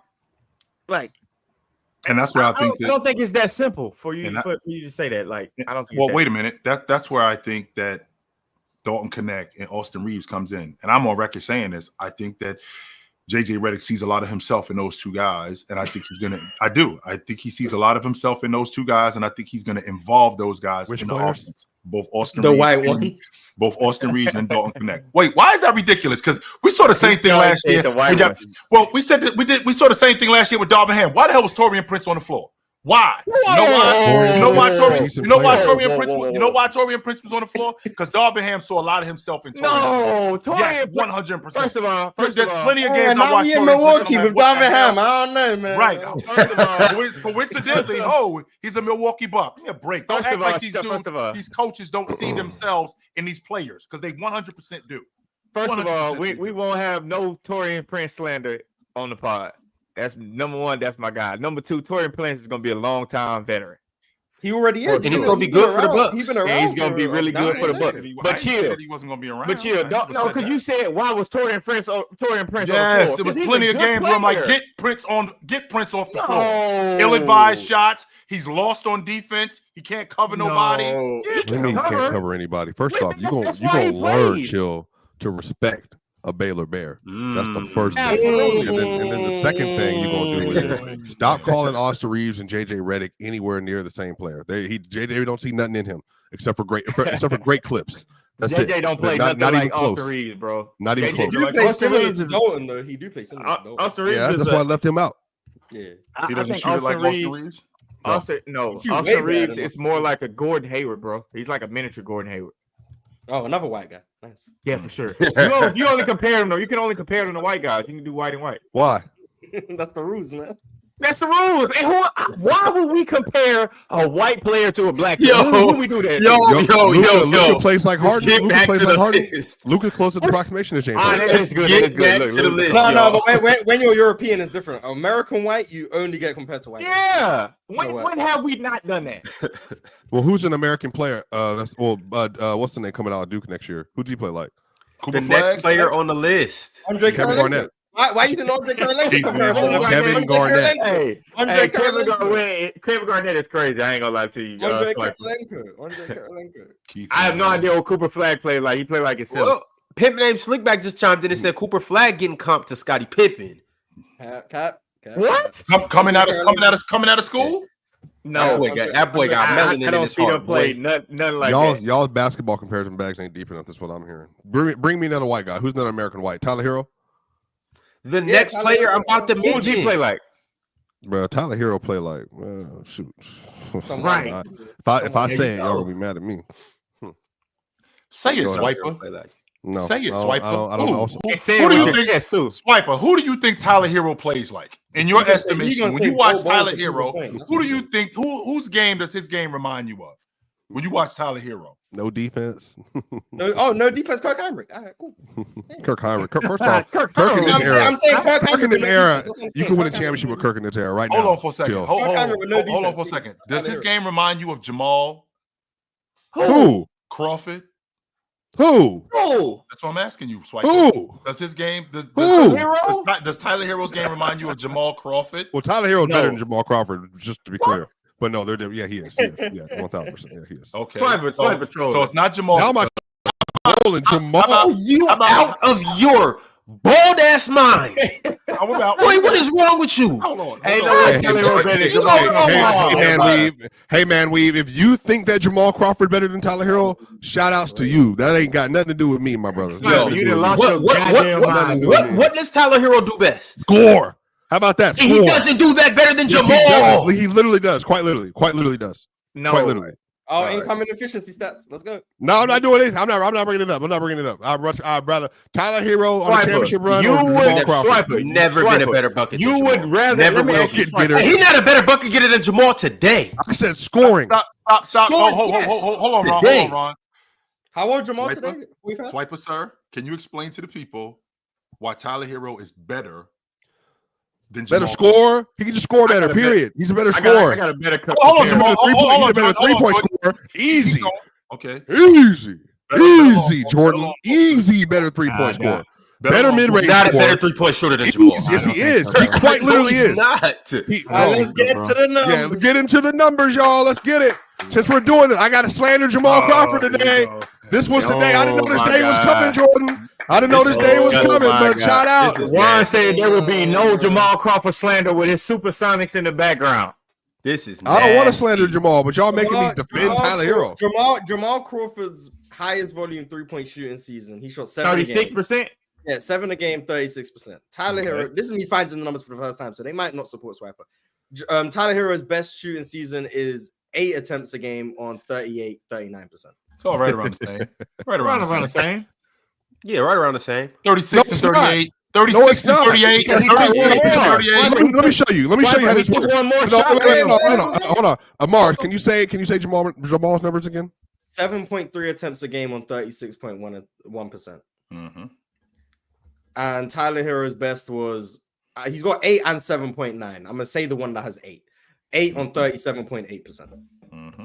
7.9 is All right, 7.9. 1.08. You said 30 what? 37.8.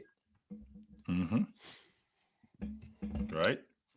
37. He shot damn near 40% last season, but he only played 40 games. So Yeah. Omit that season. yeah, Yeah. I didn't include that. So again, Swiper. So again, It's not that. Swiper. It's not close. Okay, 1.0, so again, Swiper. In your estimation, Tyler Herro is better than Jamal Crawford because hold on, Jordan. Hold on, Ron. Because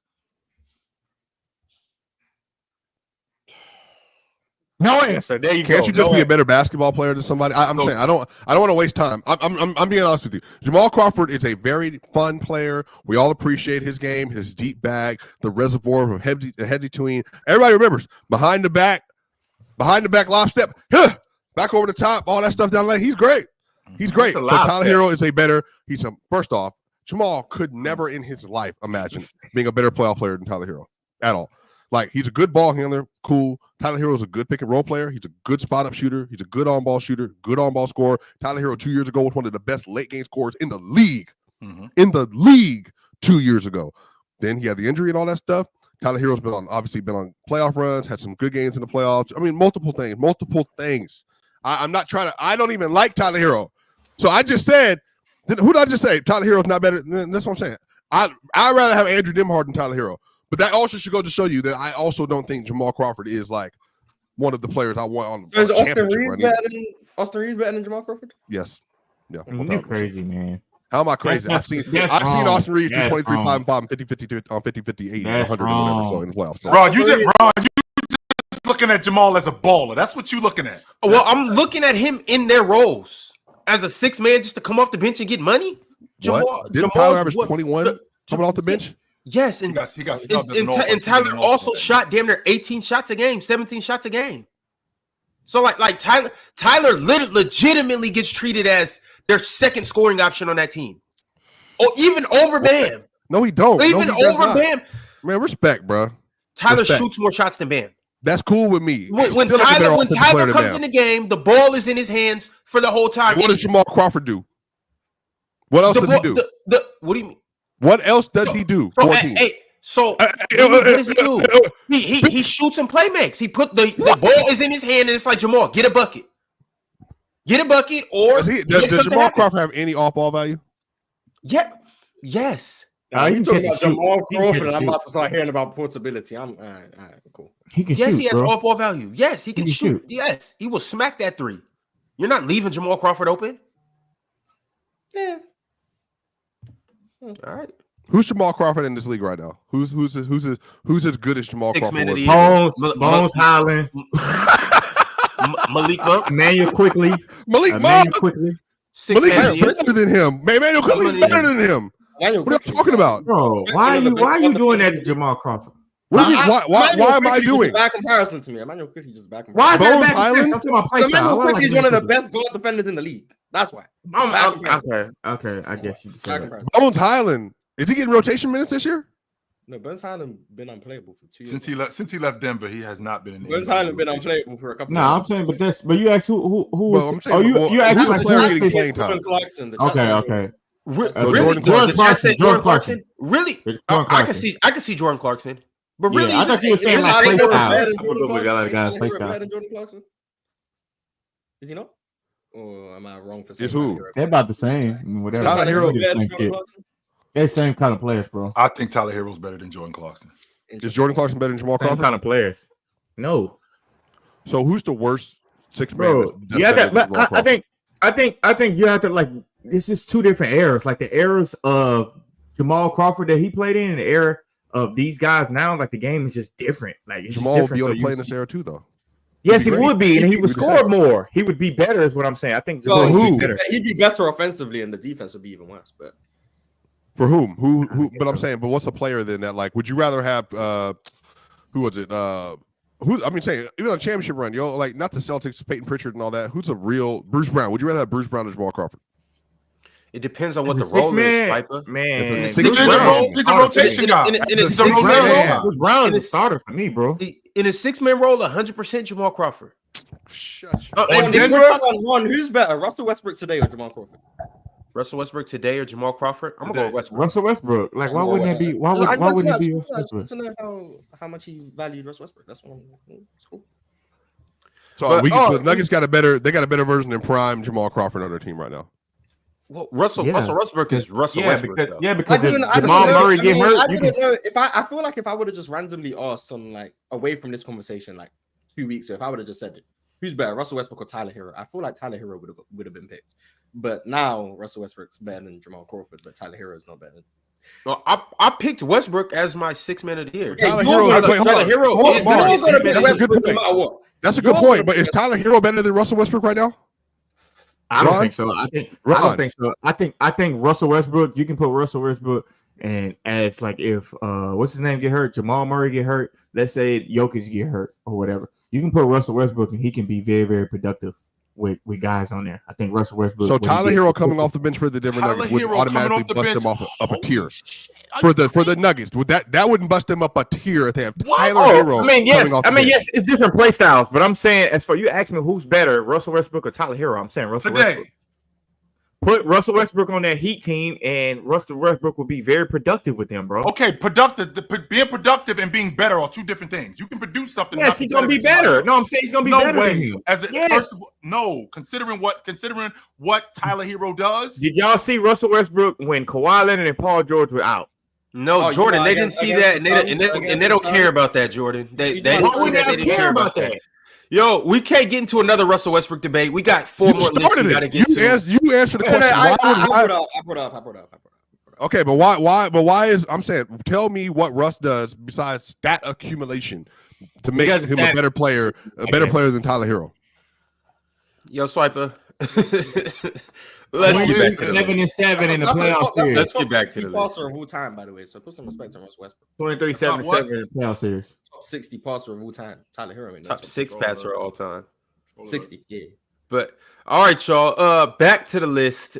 So far as an honorable mention, we have Rob Dillingham. We have Dalton Connect, and next we have a guy that you guys are nasty for him not cracking the top 5. Matis Buzelis. Oh, Matis was in top 5? Wait. Nah. Well, hey, I had him number 1, so. Me and you, Mars. Yeah, I had him number 1. So. I had him at 5. I am. So some people just ain't putting him on the list. Yeah, I didn't. At 5. I definitely had him top 5. Y'all just sleep on Matis, but he gonna wake y'all up pretty soon. Yeah, I had him number 1. My list is pretty generic. That's what I would say. Pretty generic. All right, here we go with the top 5. At 5, we have above Matis. Oh my god, Stephon Castle. Oh, I got Stephon Castle at 3. I had him on my I list. got Stephon We're gonna Castle at have 3. I had 5. Yeah, I had him at 5. Had him at 4. Yeah. I could get with Castle. I didn't have him on my list, but I had 3. I had Stephon Castle at 3. I think he's going to be super, super productive with the Spurs. Is he going to play a lot? Considering, I mean, yes. I know Chris. Yes. I know Chris Paul. Off the strength of Chris Paul, he's going to be in and out of the lineup. He's going to turn. He's going to be 40 in February. So I don't think that he's going to be on a. I think he's going to be on a heavy minute restriction.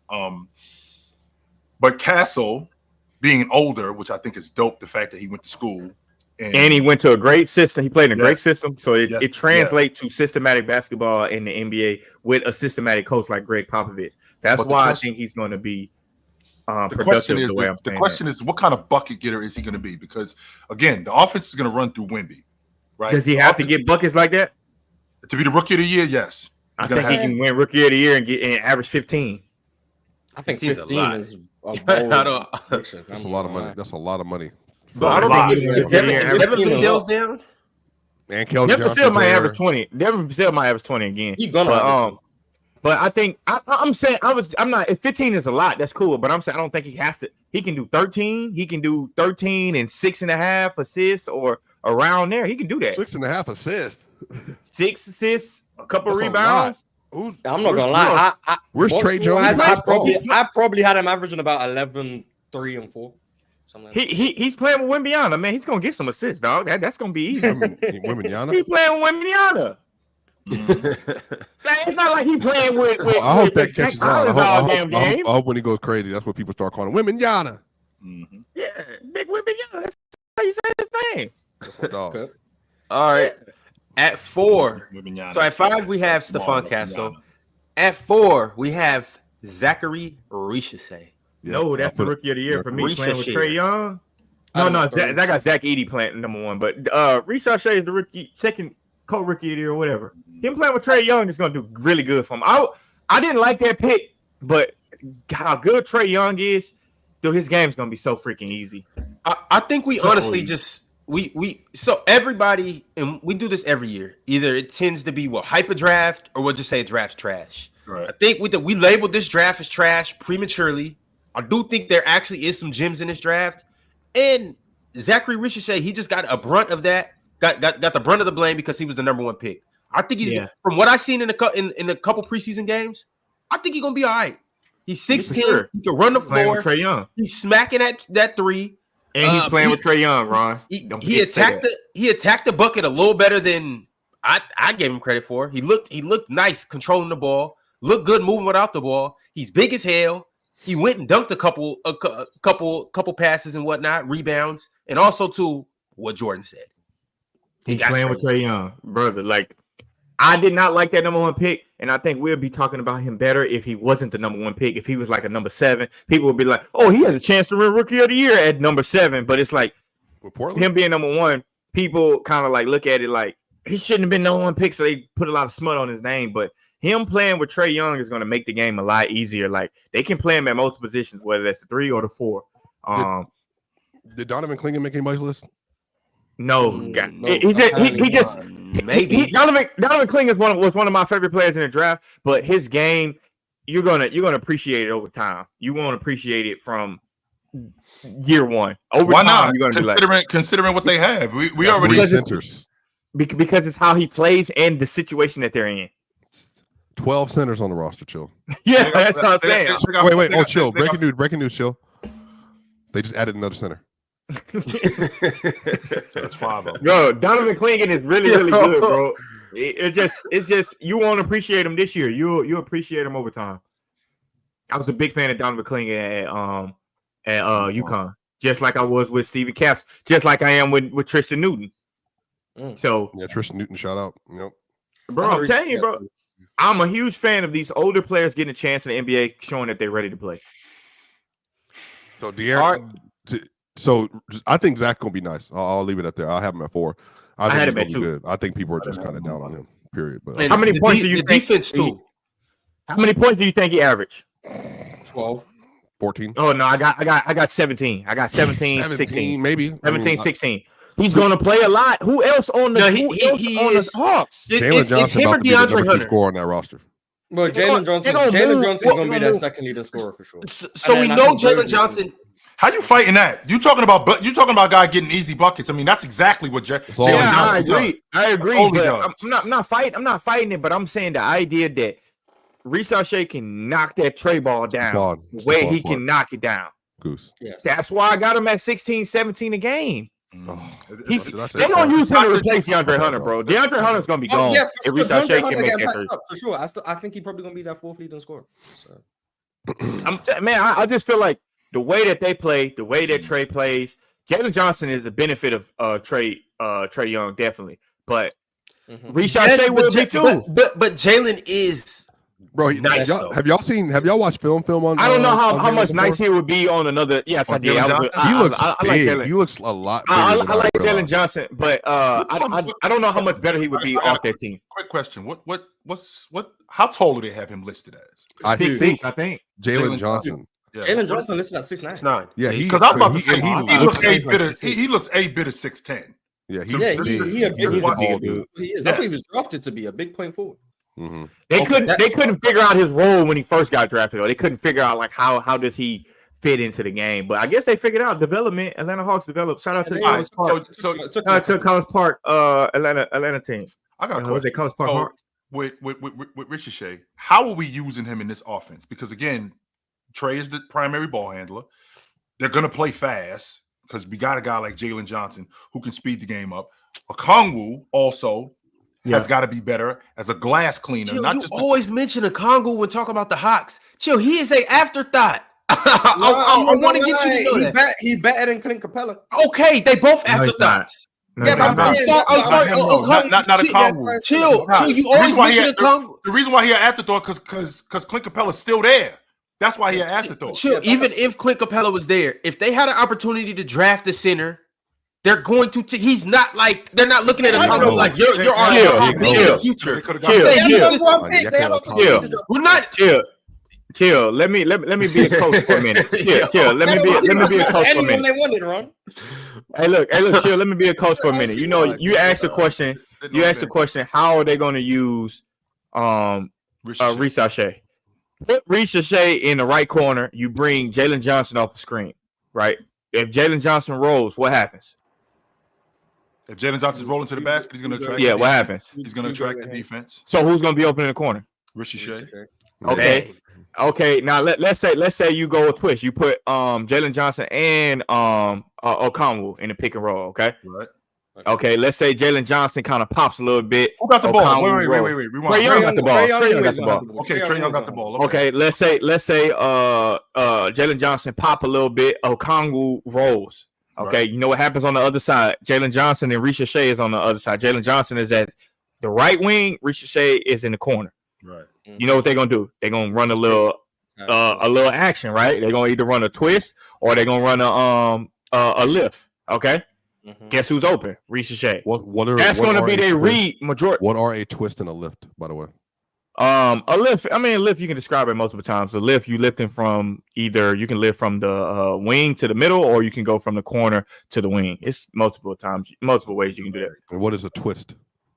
A twist is just kind of like an interchange. You can interchange, and one can roll, one can pop from the right wing into the corner. It just depends. Whatever terminology you want to use. When we use terms like that, maybe I'll explain it for everybody in the audience. It's multiple terms though. Some people call it a shake. Some people call it a lift. Some people call it a twist. Whatever you want to do. So your logic is that I'm going to live with, you're going to put Ricochet in the corner. And yes, I will put him in there. I'm gonna put Ricochet in the corner. This is a 6'10" dude, by the way, right? I'm not gonna get him around the rim. That's what he was in Europe, though. He played the corner a lot in Europe. He's a spot shooter. So he's a spot up shooter. So, but chill though, he also is a straight line driver too, though. That's what I'm talking about. If you're closing out hard on him, he can attack a corner. He can attack a closer. Yeah, he could take a dribble or two and get to the rim. And he'll dunk on you too, though. Yeah, but that's the difference, though, Ron. That right there. So what I have to do is I gotta make him make shots before I'm closing out hard on him. Like he's the guy. He's the guy that I'm helping out on. He's the guy that I'm living with you shooting off the strength that he's the new guy, not because he can't make shots, but you got to prove it to me. You have to make shots in order for me to close out topside hard on you. And if you're getting to the rim straight line, you're gonna have to get to the rim straight line on the baseline. You're gonna have to get to the rim straight line on the baseline, not anywhere in the middle. That's not going to work because when you're in the middle, you got so much more. There's so much more space to operate, and on top of that, being so much more space to operate, there's more options for you to have to pass. So if I'm helping off Ricochet, I'm not closing out hard on him. So to your point, when you talk about Ricochet being in the corner, I'm going to live with him shooting the basketball. And if we got the rookie shooting the long ball, and that's what we're depending on, we might be in a lot of. Well, no. Hold on. Number one, you got to realize when he was in Europe. First of all, he's not coming from college. He's coming from Europe where they played, good basketball. He was a role player. He was a really, really good role player in Europe. Right. Okay. Also, you got to think he's 6'10". So even if you do close out hard on him, he don't have to drive. He can still shoot it over you. Like how many 6'10" guys can close out the same way? Now, if you move him over to the middle, like you're saying, he has extended range. He doesn't have to catch it at the 3-point line. That's a long closeout if you're closing out to Ricochet on the middle. That's a very, very long closeout. So he can still shoot that too. You get a little closer to him. Now he can get to the basket in 1 or 2 dribbles. He's also a decent passer too. It all depends. Jalen Johnson is going to be the key to all of this because the way he's going to roll to the basket, slip, and if Jalen Johnson can get 2 feet down when he catch the ball and hit the corners, Ricochet helps him out a lot. That's what I'm trying to tell you. Like, see, Jordan, Jalen Johnson is a big key, but it's like he's their second best player. That kind of goes without saying. To me, he's that second most important player. I would agree with that. I think he's their second best, just in general. But second best, second most important, either or. The guy who I think is most pivotal for this whole thing to work in Atlanta, it's not Trey, it's not Jalen, it's not Ricochet either. It's Dyson Daniels. My God. Depending on what he can do, too. What are they gonna start him? Yeah, hell yeah. Hopefully, yeah. I mean, they're not gonna Bogey's their 6 man. They need his defense in the backcourt. They need it. Yeah. So you got Trey at the 1. Dyson Daniels is tough. He's 6'7". Also another guy that can make those corner pass. What hurts a lot of teams is you don't have a lot of passers on the court that can make passes from any angles. You add Dyson Daniels to that and Trae Young to that opens up more shots for those guys because you have somebody else that can make that same pass that Trae Young can make. All right. That's why I got him averaging 16 to 17. Yeah, I still got see. But hopefully. I do think the Hawks are going to be a little better than we give them credit about 12 points a game. I just don't think there's going to be a lot of high volume scorers in this rookie class. So I had him 3rd in the rookie of the year. I just don't think he's going to score a bunch of points. But I think he's. How many shots do you think he takes? I have him on my list. Did you see him play the other day? Did you see him play the other day? Yeah, I didn't watch that game. You didn't see that? He looked very nice. good. I seen some clips, but I ain't watched the game. But he looked very good. I might. That was a game I said I think I might want to go back and watch. And to me, he didn't look like a rookie. Like he didn't play out of control. He didn't try to go back and look at that. Weird you stuff. too, chill. He looked extremely nice. Dyson Daniels had like 15 points. I just seen this movie before. Y'all dudes, and I don't mean specifically you guys, but y'all dudes tried to get me on the hook. I think this was not just last year, but the year before that. Washington Wizards, they jumped out the box. Yo, Washington, we go to. I'm like, let's wait till January. No. We had Trae Young. We're just talking about Matas. We're not talking about Atlanta. No. Man, Trae Young doesn't get the credit that he deserves when it comes down to what he does for his team. Jordan, you talking to the wrong crowd right now. I respect Trae Young. I respect Trae Young. I got Ricochet. Washington and Atlanta. Y'all ain't. 18 points, 9 shots coming off the bench, Mars 23 minutes. And if you would have saw how he got it, it was incredible. It was real vet like, not a rookie like. Yeah, he played older than he is for sure. But you can that's see the that Europe. Yeah, you can see that in Europe. Yeah. All right, y'all. On to the next name. As of right now, at 5, we got Stephon Castle. 4, we got Zachary Ricochet. And at 3, who do we have? Reach up. Alexander Sarr. I got Sarr. I think I have Sarr at 3. Yes, I do. And I know he played horrible. I know he played horrible, but no, I had Sarr at 5, but I had him on my list because he played horrible. But the fact that he is in Washington, the fact that they're gonna live with his mistakes. He's gonna be in the mention. Well, I think he's gonna be a good player. So I just got him at 3. Yeah, I think defense is gonna be good. Yeah, I don't think we have to spend a lot of time talking about him, but I think he's gonna be good. I think he's gonna be good. I think he'll be all right. To swipe a point. Damn, so you guys gonna have Reed Shepherd winning it? Hey, I'm here for him. No, I told you there's gonna be too many things with Reed Shepherd. Let's not ruin the list. That's what it's gonna be. It's gonna be Reed Shepherd winning. No, it's not. Reed Shepherd at 4. It's gonna be Zach Edey 2 and Reed Shepherd winning. Oh man, y'all just be ruining the list. Zach Edey definitely gonna be number 1. We're gonna do podcast radio format sometimes, and what you're not gonna do in the future just be ruining the list. Well, I'm making my prediction. I don't have it in front of me. I'm just saying my prediction is gonna be Zach Edey 2 and Reed We'll leave your prediction to the time for the radio listeners. No, fuck them. Hey, radio listeners. Oh, that's crazy. That's insane. All I know is it seems like my Reed Shepherd rant the other day moved you guys. A rant? It moved the Why do you have masses. to go on a rant? Man, Ron went on the incredible rant about Reed He Shepherd. said he was a top First 10 of all, in the league. Okay, wait a minute, Ron. Question. My question with Reed Shepherd. Okay, where is he? So we got Van Fleet at the 1. Who do I have at the 2? Jalen Green. Jalen Green at the 2. Who I got at the 3? Jalen Brooks. I got Jabari Park at the 4, and I got Sengun at the 5. Sengun. Did I say Parker? I'm sorry, Jabari Smith. I'm sorry. And I got Jabari. And Sengun, not Sengun. And I got, is it Shingun or Sengun? Sengun. Okay, and I got Alfred at the 5. Okay, now Alfred. Batman's assistant. Alfred. Alfred. Ain't that his name? Alfred.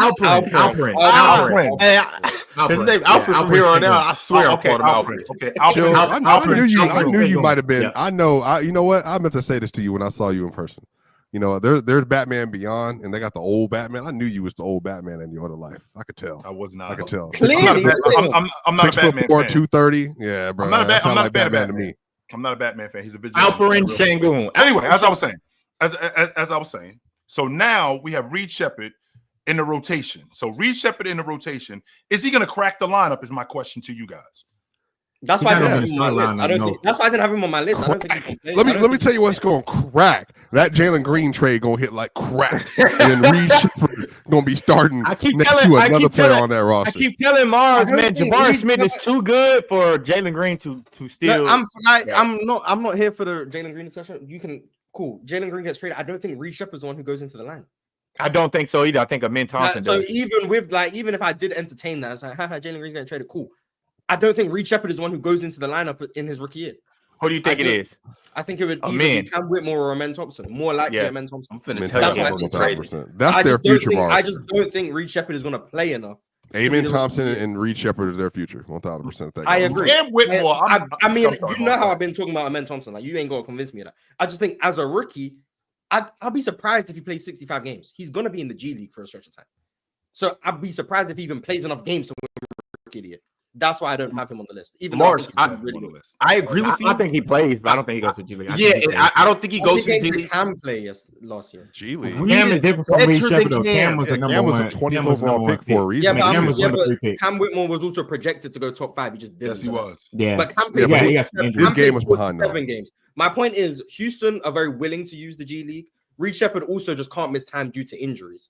So we got to hope he stays healthy because I think he's going to be in the G League for at least a period of time. Now he's going to be I don't know about games that. worth of time. Maybe not. But if he's in the G League for any period of time, which I think he may be, any sort of missed time of injuries, I don't know if he's going to play 65. And even if he does play 65, I think he's going to be so far on the fringe of the rotation early on that he's probably not going to be in the Rookie of the Year conversation, even if by the end of the season, he's our 6th or 7th man.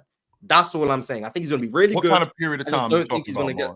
Mars talking about just at one point in the NBA. Yeah, like I do get that. I think Reed Shepherd will spend some time in the G League. That's what I'm saying. Right now, when you say spend some time, how much time are we talking about, Mars? We talking about a month? We talking about a couple of weeks? Maybe a couple of weeks. Maybe something like that. Just he'll play like 4 or 5 G League games, something like that.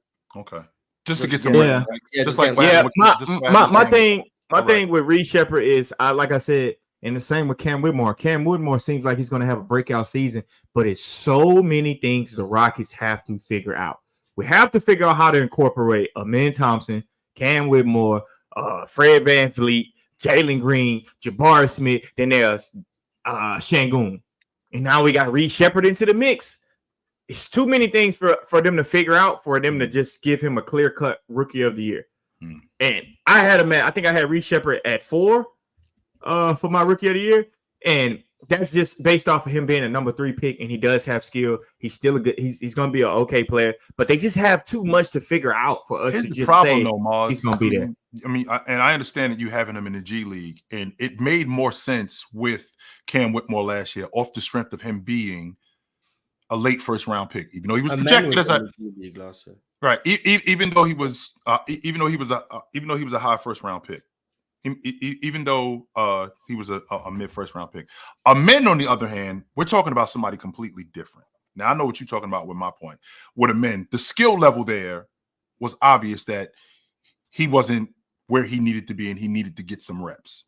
He wasn't there. Now Cam, on the other hand, it makes more sense because he's a late first round pick and he's not going to get reps. I'm thinking about Reed Shepard and what he came in as. He's not coming in. Reed Shepard is not coming in the same as what Amin Thompson came in. Amin Thompson is coming in as somewhat of a project. Reed Shepard is not coming in as a project. You said it yourself. Amin Thompson first, though. What I'm saying is that he right, but he's not coming in like what Reed Shepard is arguably the best shooter in college basketball. Amin Thompson is not coming in. Who argued that? What I'm saying, most people accepted that. Yeah, right. So when Amin Thompson came into the game, Amin Thompson isn't coming to the game as arguably the best ball handler or the best. You're the one who turned me on to the defender that he was. It was you who turned me on to that. So I feel like he was more of a project than he was anything.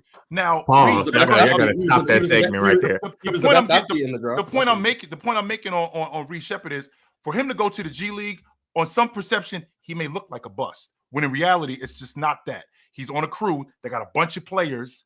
That this is a team that's got an immense amount of talent, and maybe just him going to the G League to get some reps will be good for him. But some people may look at him as the number 3 pick. He's playing in the G League. Maybe he ain't what we think he is. When in reality, that's not the case. We really got a bomb squad of young talent over here. Well, can I throw something else out there too? Because we know who we're dealing with as the head coach. And he showed us last year that he's not scared to bench none of these young guys if they're not playing up to par. In the world that we live in, where Jalen might get benched, Dylan Brooks might get benched. Dylan Brooks not getting benched. Cam Green got benched last year. Jalen Green got benched. Yeah, I just don't think Reed is the next one up. That's all I'm saying. Right. Like, I agree. Jalen is liable to get benched because Jalen's going to have games where he's just not doing what he meant to be doing. He'll get benched. I don't think that means Reed is the next man up, unless like they urgently need shooting. But Tari's back this year. We're going to have a man off the bench. Cam Whitmore is like the more like for like Jalen Green replacement, even though he can't really create a shot. But just in terms of the scorer's mentality, Cam Whitmore's going to be there. Like, I just think right now, I think he goes into the season as like our 10th man. Well, here's also the thing, though, Morris. He is you guys' backup point guard. So when Fred VanVleet's not on the court, are you running Amin Thompson 1 minute? If you are doing that, it will be a minute. I'm once again. It'll probably be early on in the season. And then you still got Holiday. You still got Holiday too, and man. Aaron Holiday might. Holiday's ready to play. But Aaron Holiday was good for us to close the season last year. Yes, Holiday's more ready to play than Reed Shepard. No, he's not better than Reed Shepard, but he's more ready to play. Is he? Look, listen. Yes, because listen, y'all talked about Cam Whitmore playing in G League. Do you know why Cam Whitmore played in G League? Number one, he just wasn't more ready to play than Tari Eason or Jayshawn Tate. That's why, he kind of was though. Not ready. Cam Whitmore could have came and played day one. Yeah, no, they didn't like. Cam Whitmore didn't go down to the G League for 2 months and all of a sudden just get, I got my superpowers now back on the G League. I don't agree. Cam Whitmore, Jordan will know this because he keeps up. Cam Whitmore got brought back from the G League because Dylan Brooks got hurt. Yes, that's why he got brought back. He only got in the rotation because of injuries. That's what I'm saying, though. I'm saying Dylan Brooks wouldn't have been there from the beginning. They had a log jam. He was not ready to play. He came back because Tari was dealing with what he was dealing with, and Dylan Brooks got hurt. So Cam Whitmore had to play the backup wing. That's role. what I'm And saying. then It wasn't that he dropped the wasn't rest ready of to the play. It's just you No, guys he had a wasn't ready log to play. He jam. had to He put was. That's what we have no, with he Breeze. wasn't ready to play.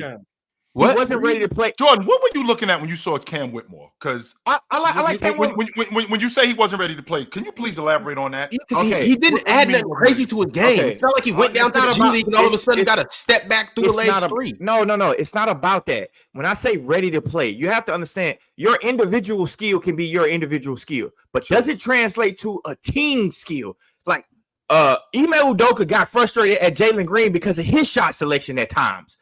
You think he's not gonna get frustrated with Cam Whitmore's shot selection at times? Cam Whitmore don't be Absolutely. jacking That like doesn't mean that he though. wasn't ready Yes, to he play. does. Yes, Cam- he does. Cam Whitmore He gets, does. but here's also the thing too, though. Cam Whitmore gets a lot of his money in the flow of the game, fast breaks, No, he tries catching to and trick it.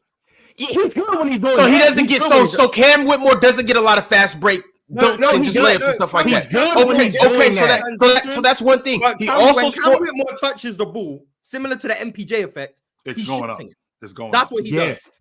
When he And touches he the tries ball, to he's get busy. He tries to do moves, and it's like, bro, we just gave you the ball. You either gonna shoot it or pass it. Cam Whitmore, he doesn't doesn't mean understand that switch. Okay, That's okay. why he So wa- wait a minute. That's though, why he Jordan. wasn't ready to Okay, play. So that's where the word. That's Well, where the okay, wording well, gets tricky. clearly It's he's not that still he wasn't. improving. No, it's not that he wasn't ready to play because he clearly, from a talent standpoint, was ready to play. That's not the problem. The problem is that we had Play a the log right jam. way. I guess you want to say that. We had a log jam at the 3 spot. We had a log jam at the forward spot, and we had some other guys who were able to do what we needed them to do.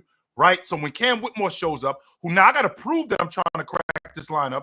I can't play in front of Jabari. I'm not going to play in front of Eason. I'm not going to play in front of Dylan Brooks. Jay Sean Tate. He's supposed to play in front of Jay Sean Tate. Dylan Brooks is the lockdown. Dylan Dylan Brooks is the lockdown defender that we have. So I'm not playing in front of him. He's trying to prove that he could get buckets. Now the problem is that we don't need that right now. That doesn't mean that he's not ready to play.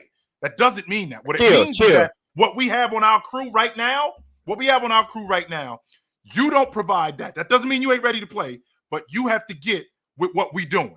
That's hold on. means. Hold on. No. That's what that means. He's not ready to play right now. If you draft a guy at 21, they drafted Cam Whitmore at what? He was 20. If you draft a guy at 20, okay, remember you got Jay Sean Tate, who came from Australia, right? Mm-hmm. Who they like him, but they are ready to replace him. He's not the shooter that they would like him to be. He's a good playmaker. He plays good defense, but he fouls a lot. Okay. So you would think if I drafted Cam Whitmore 20, who is he supposed to replace? Jay Sean Tate. Okay. But Jay Sean Tate is more ready to play in a system than Cam Whitmore. Cam Whitmore has to figure out playing the right way. You usually see that with rookies. And since you get drafted 20, they don't have like a guarantee to play you that many minutes like we do with Jalen Green because he got drafted 2? Sure. So we don't have that. So Jalen Green can do that bullshit, and we got to kind of live with. Cam Whitmore, no. You got to go to the G League, learn how to play, show me you can play the right way. But like Mars said, the only reason why he came back up and played was because of those injuries. Tari Eason was the same way as Cam Whitmore. Tari Eason came out in the Shangoon draft class, though, right? No, the Jabari Smith one. Okay, so he came out in the Jabari Smith draft class. Tari Eason was the same way. Why did Tari Eason play? Because he's ready to play. Tari Eason, Cam Whitmore are similar players. Cam Whitmore is just out of control. The problem is the wording. Was he ready to play? Yes, he was. Maybe he was ready to play in Memphis. Maybe he was ready to play in Brooklyn. He probably wasn't ready to play in Houston because of what they had. That doesn't mean that he wasn't ready to play because he gets busy in Charlotte. Let's be So clear. why does Jalen Green? Why does Jalen Green? Yeah, he's an NBA 100%. No, Of all the guys NBA that you saw of the guys that I saw last year in the draft, how many of them were more pro ready than Cam Whitmore? But let's go with how many of them were more who's pro ahead ready? of him. It weren't many that were more pro ready than Cam Whitmore. Now, if Cam Whitmore, if he's playing for somebody else, if he's playing in Utah, he's playing right from the beginning. If he's playing, but that doesn't mean he's playing. That doesn't mean he's playing well. Was he more pro ready than Taylor Hendricks was? Yeah, but Taylor Hendricks wasn't in the rotation. for Utah until I know January. that's what I'm agreeing. Yeah, with but you. I mean, Cam Whitmore, just physically, as a physical specimen, Cam Whitmore is ready to play. body's ready. His body. Yeah, but that's what I'm saying. So the way he anticipates, the way he plays defense, the way he cuts, the way he runs the fast break, Cam He Whitmore, don't cut a lot in the half court set. The way he Ron. plays defense.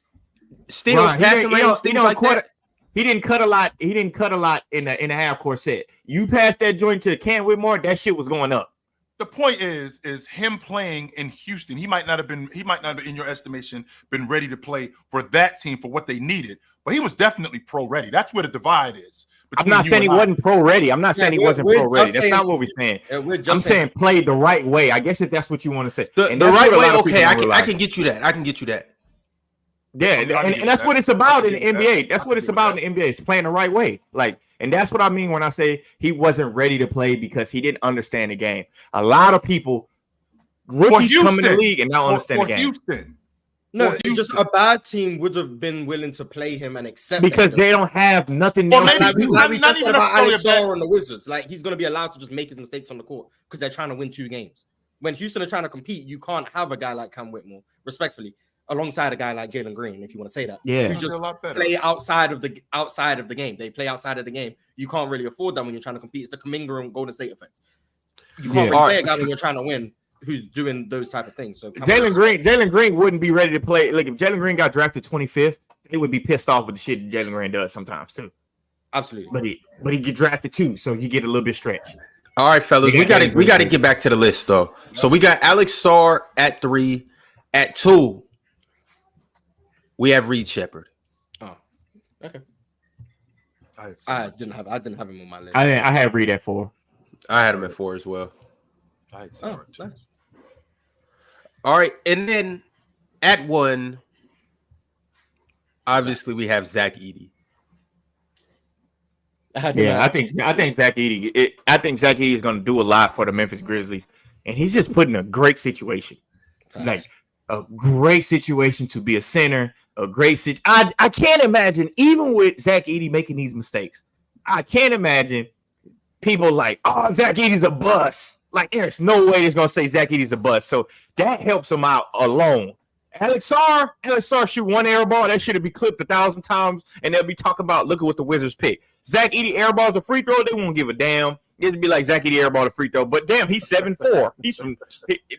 He's this Asian guy, and he's 7'4", and it's like he has no pressure on him, and he's playing with Ja Morant, who is going to get downhill, going to throw lobs to him. Zach Edey's going to play defense. I think it's going to be. I think it's, to me, he's the number 1 favorite. I think. Mars, you're on mute. I was gonna say that I agree with you. Basically. Yeah. All right. I saw him put his face in the rim a couple of days ago, and I'm like, there's your guy. Bro, he jumped up and it just looked crazy. It looked like he just was dunking on a fucking Fisher Price goal. Y'all might be a little too over Fisher Price, but I don't know. Oh no, everyone up is old. Everyone up is old, don't worry. Okay. Yeah. All right, y'all. That is that. We're gonna move on to most improved player. I'm not gonna run down the whole list. I'll just give you guys our top 5 from last year. At 5, we had Jalen Green. At 4, we had Mikal Bridges. At 3, we had Cade Cunningham. At 2, we had Scotty Barnes. And can y'all guess who we had at 1? The guy who you guys thought were going to lead the league in scoring. Victor Wembanyama. Nah, it was Jordan Poole. Yeah, they thought he was going to lead the league in scoring. Who said that? Who the hell got? Oh, you talking about? This was last year's list. Okay, yeah, last year. And Ron, Okay, at the top of the list, we had Jordan Poole. At number 2, we had who? Scotty Barnes. At number 3, we had who? Cade Cunningham. At number 4, we had who? Mikal Bridges. And at number 5, we had who? Jalen Green. And I don't even think the Jalen Green pick was me. And then the list ended up being Maxey 1, Kobe White, Sengun, J-Dub, and Jalen Brunson. But why would Jordan Poole lead the league in scoring? That's what they thought was going to happen. You had to be here, Swiper. The reason why I thought that to answer your question, Swiper, the reason why I thought that was because how busy he was getting on the Golden State Warriors, the fact that he was going to Washington, they were going to turn him loose. and let him just do whatever he wanted to do. And it was an extension of what he was already doing in Golden State.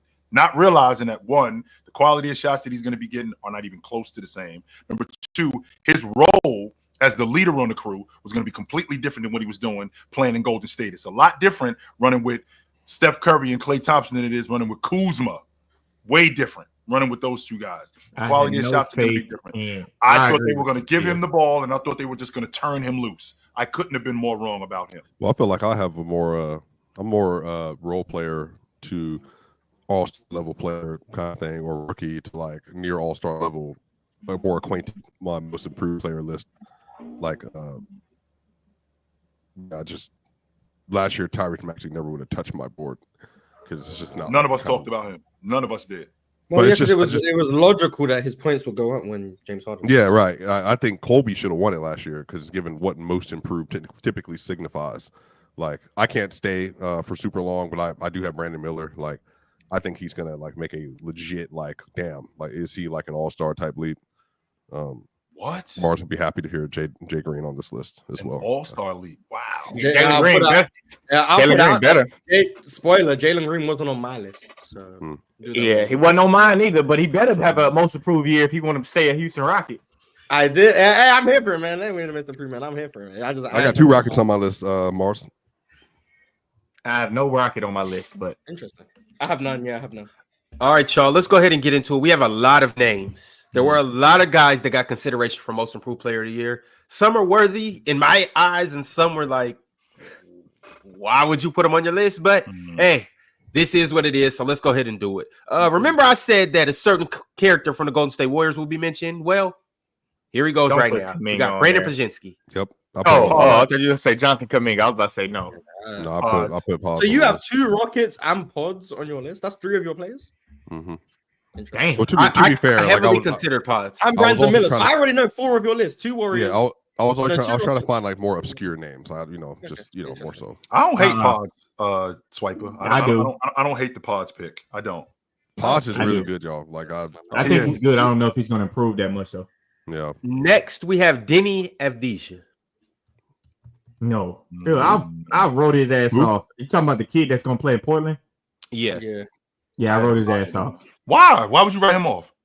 I don't know. I just thought he was gonna be so much better than what he was. What better? He's a really good I had him right. I had him as like my 3rd pick in that draft, the 2020 draft. Yes. Yeah, I thought he was gonna be better than that shit. Jordan, have you watched Danny? Have you watched him? Abdia, by the way. Abdia. Yeah, Abdia. Have you watched him? One of the better defenders that he is. He's a damn good defender. How much is he making? He's on a rookie deal still. No, I think they extended it. I want to say like 16 or something, but I might just be bugging. So let me look. But I don't know. He played with Washington last year, man. It's like, that's why. That's the reason why. For that reason right there. Yeah, you wrote him off because he was on a bad team. 14 actually. Right he was playing bad too. No, he wasn't. He was their best player. He was not. He was their best player. No, not last year. I'm not talking about last year. I'm talking about when I wrote him off like after his first year. Oh, the second year, okay. After the first year, then the second year, I'm like, okay. Because they talk about him like he was going to be really, really, really good. And I then, thought he was going to be really good. Me too. That's what I'm saying. And I wrote him. I'm not saying I wrote him off as a bad player. I wrote him off as in the hype shit is gone for me. Like, all right, brother, you might end up being a 15 points per game scorer at your highest. Yeah, that's what I'm saying. I wrote him off as. That draft, I had him 3rd. I had LaMelo 1 and 2 and Danny Avdija 3. That was my draft board. That's what I was saying. You had the hype. You believed in the hype like everybody else. And then that shit just disappointed me. Great player, but he's a good player. He's just not going to be a star. What they said and what they now don't be what they said he was going to be. Yeah, but he good. Most improved. I don't know. I didn't have him on my list, but I could see how.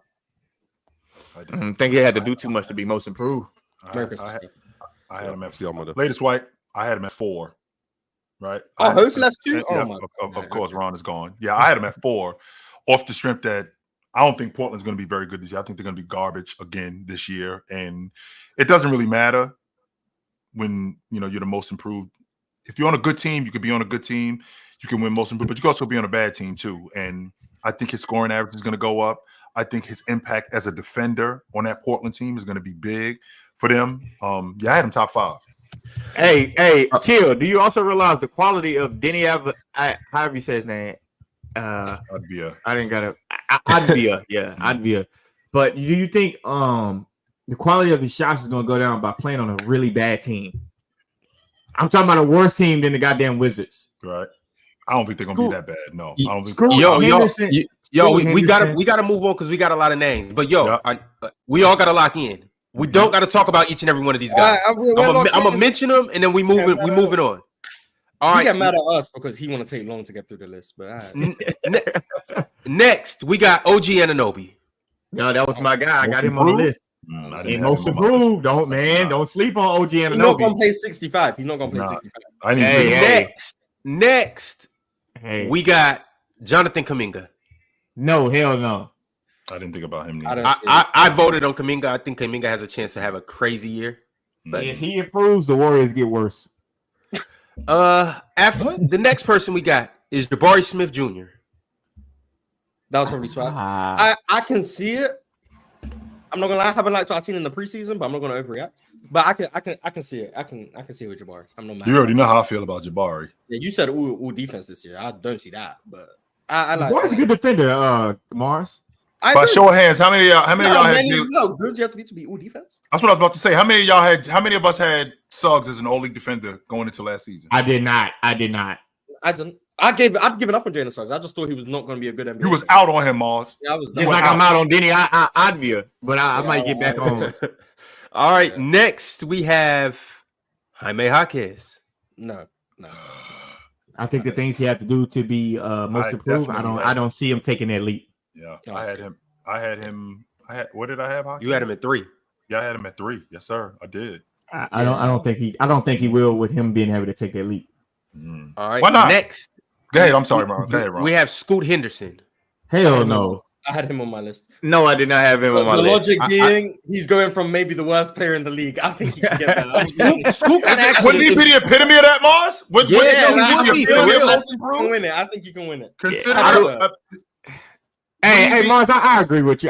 Mars. I agree. If Scoot bounce back and he's gonna have the ball in his hands, he's gonna be starting. If Scoot bounce back and come with 16 and 6, Ron, if he's 17 and 8, he's the most improved player. Last year. Come on, easy. He's like the most inefficient player in the league. If Scoot Henderson can be more efficient, damn their history, better, make damn their history, and not be a defensive liability.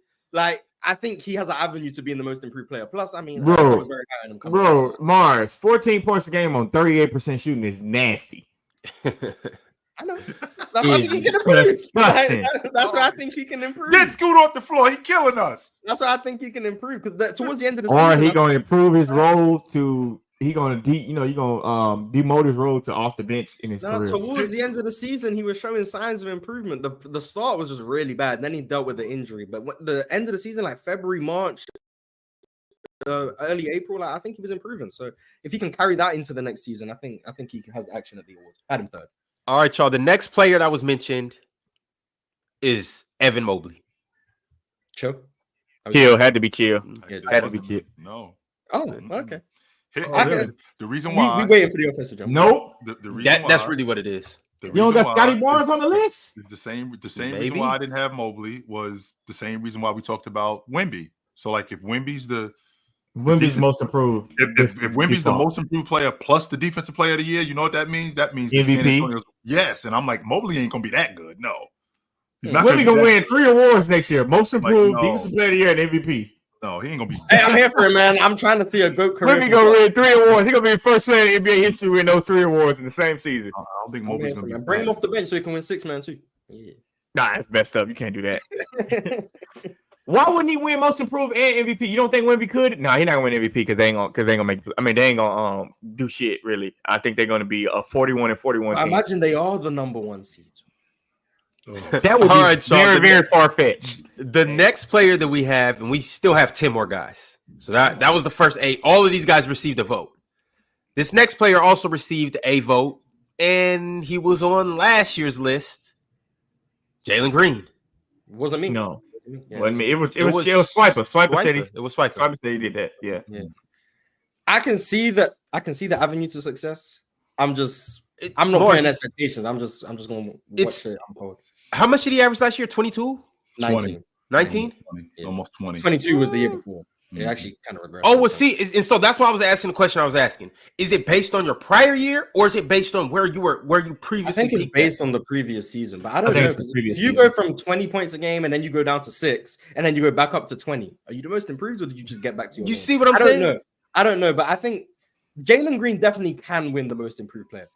Well, he would have to average like 25, 26 though. So that's possible. Well, that's not ridiculous for him to do that. I don't think so. See, so the way I seen it, and I thought he averaged 22 last year. I'm like, to go from 22 to 26, that's not as tremendous of a leap as a Scoot Henderson going from 14 to 8. Y'all get what I'm saying? Like from a player that was lesser to now averaging 17, 18. Being a bum to decent than it is. Yeah, exactly. And for the record, Jalen Green, because his point production went down last year, I think he got better. If I'm being honest with you, over the course of the season, yes, I think he actually got better. The fact that he had a stretch where he played really well. Yeah, I think he actually got better. So I'm not looking at the fact that he averaged 19 a game. Yo, he sucked. No, he actually got better. But coming from 22 to 19 on a terrible team with no discipline, who looked like that Houston team was garbage. That was the first time Jalen Green's played with any sort of structure in his pro career ever. It was an adjustment period for sure. Yeah. All right, y'all. Yeah, he shot the same damn field goal percentage though. But the next name I got is at 9, Paolo Banchero. Yeah, you said that what number 9? Yeah. I didn't have him on my list. Damn, I know we was doing that. Though we was already. All these guys receive votes, so they're honorable mentions. Yeah, I didn't have him on my list. The next honorable mention is Scotty Barnes. Damn, at 8? No, Scotty got to be in there for like top 3. Scotty could have a hell of a season next year, bro. Paulo and Scotty both were on somebody's list at number 2. I had Scotty on my list at 2, I believe. Yeah, I think that's my list. I can see Scotty Barnes. Yeah, I can see it. Yeah, Paulo Scotty Barnes might hit a hit next year.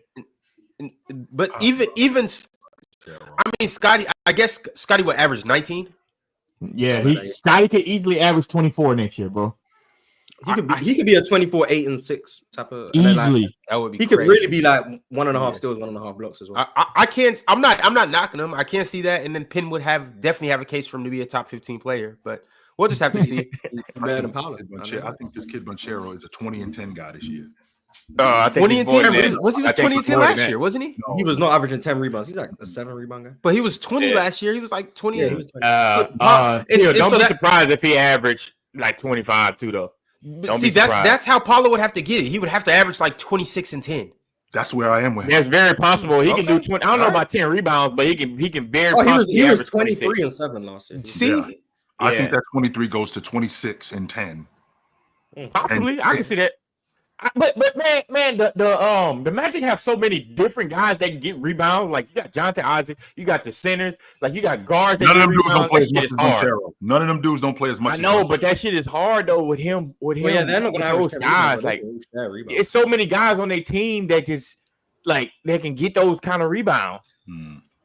All right, y'all. The next player that we have is, and he received 1 vote. Let's go! But it was a first place vote. Yeah. Ben Simmons. Yeah. Oh, who the hell? Yeah. MIP, man. MIP. You can't put him honorable mention over goddamn Ben. I mean over. Yes, I can. Yes, over all them guys. Hell Ben no. Simmons, man. All these guys received a vote. Ben Simmons' vote happened to be the highest. Mars, opening night. Since you didn't do it on the preseason game, I need a breaking news. Mars Talk Sports. I apologize. Ben Simmons is trash. Hell no. That's what I need from you, Mars. You gonna go from averaging 6 to 16? Like, come on, man. They is playing him at the 5 now, though. They definitely played him at the 5. You, Ben Simmons, MIP, man. Come back here when I'm right. We locked in, man. We locked in. Let's go, Ben. All right. The next name that we have, and this is the last honorable mention. He received 2 votes. And one of them happened to be first. It wasn't me then. He plays for the Sacramento Kings, and he goes by the name of Keegan Murray. Yeah, I don't think that's bad. I don't think it is either. I don't think he's going to win most improved though. Ox obviously had him first, right? Yeah. I don't really see it, but like I'm not mad at Keegan Murray. Have to do too much to win most improved. He had to do too much, and that's not his game. No, Just he don't won't think it's have game. to do too much. No, he will Win not. most have to do too improved? much. No, he will not. How many players of his caliber with his play style won most improved? Ryan Anderson. Cooked. There you go. Ryan Anderson is not that. Ryan Anderson is not Keegan Murray. That's not a good example. I don't think that's a good It was a example. fairly nice Oh, example. come on, But I think Keegan's better than Ryan Anderson though. I agree. So he has more potential to do more. How the fuck did Ryan Anderson win most improved? That is crazy. Out there sniping. That's what He he's is doing. But he don't That boy have no was out game there for no most improved flaming. shit. He don't have no damn game for that. He man. was flaming. Hey, no, but hold on. Ryan Anderson was all right, right? Ryan Anderson did have some game. He was. He did have some game. He was, but I fucking hated Ryan Anderson, man.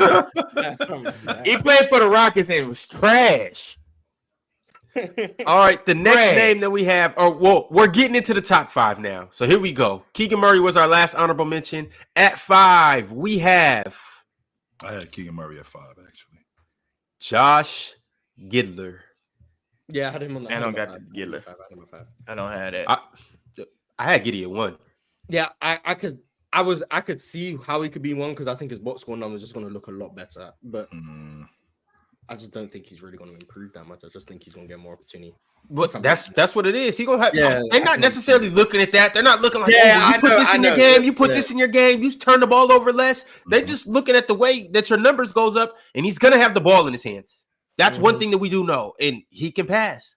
What is Josh Giddey's? But how much Josh Giddey is going to improve? Like, in what way? You said assist number. Let's put that on paper. What is it ridiculous? Is it ridiculous? He's going to average like 8 assists. I'm about to ask you that question. Hell yes. He averaged damn near 6 assists last year. It was 5.7 to be exact.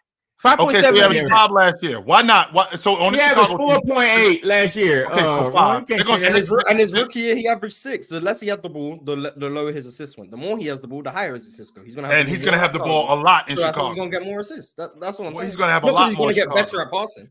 And on top of that, get more numbers. I'm sorry, Moss. No, you got. And on top of that, he's gonna have the ball in his hands more. So in addition to the assist, guess what else he's gonna do? Shoot. Now you're not gonna love that, but he's gonna be shooting the ball more. Right. So he's gonna get downhill more. He's gonna get to the basket more. He's gonna get to the free throw line more. So it wouldn't surprise me if Josh Giddey was like 17 and 8. That would not surprise me. I mean, he was already too, so like he's gonna be getting triple doubles here and there. That's the right. Yeah. That wouldn't surprise me if he was 17, 8, and 7. 2 seasons ago, he averaged 16.6.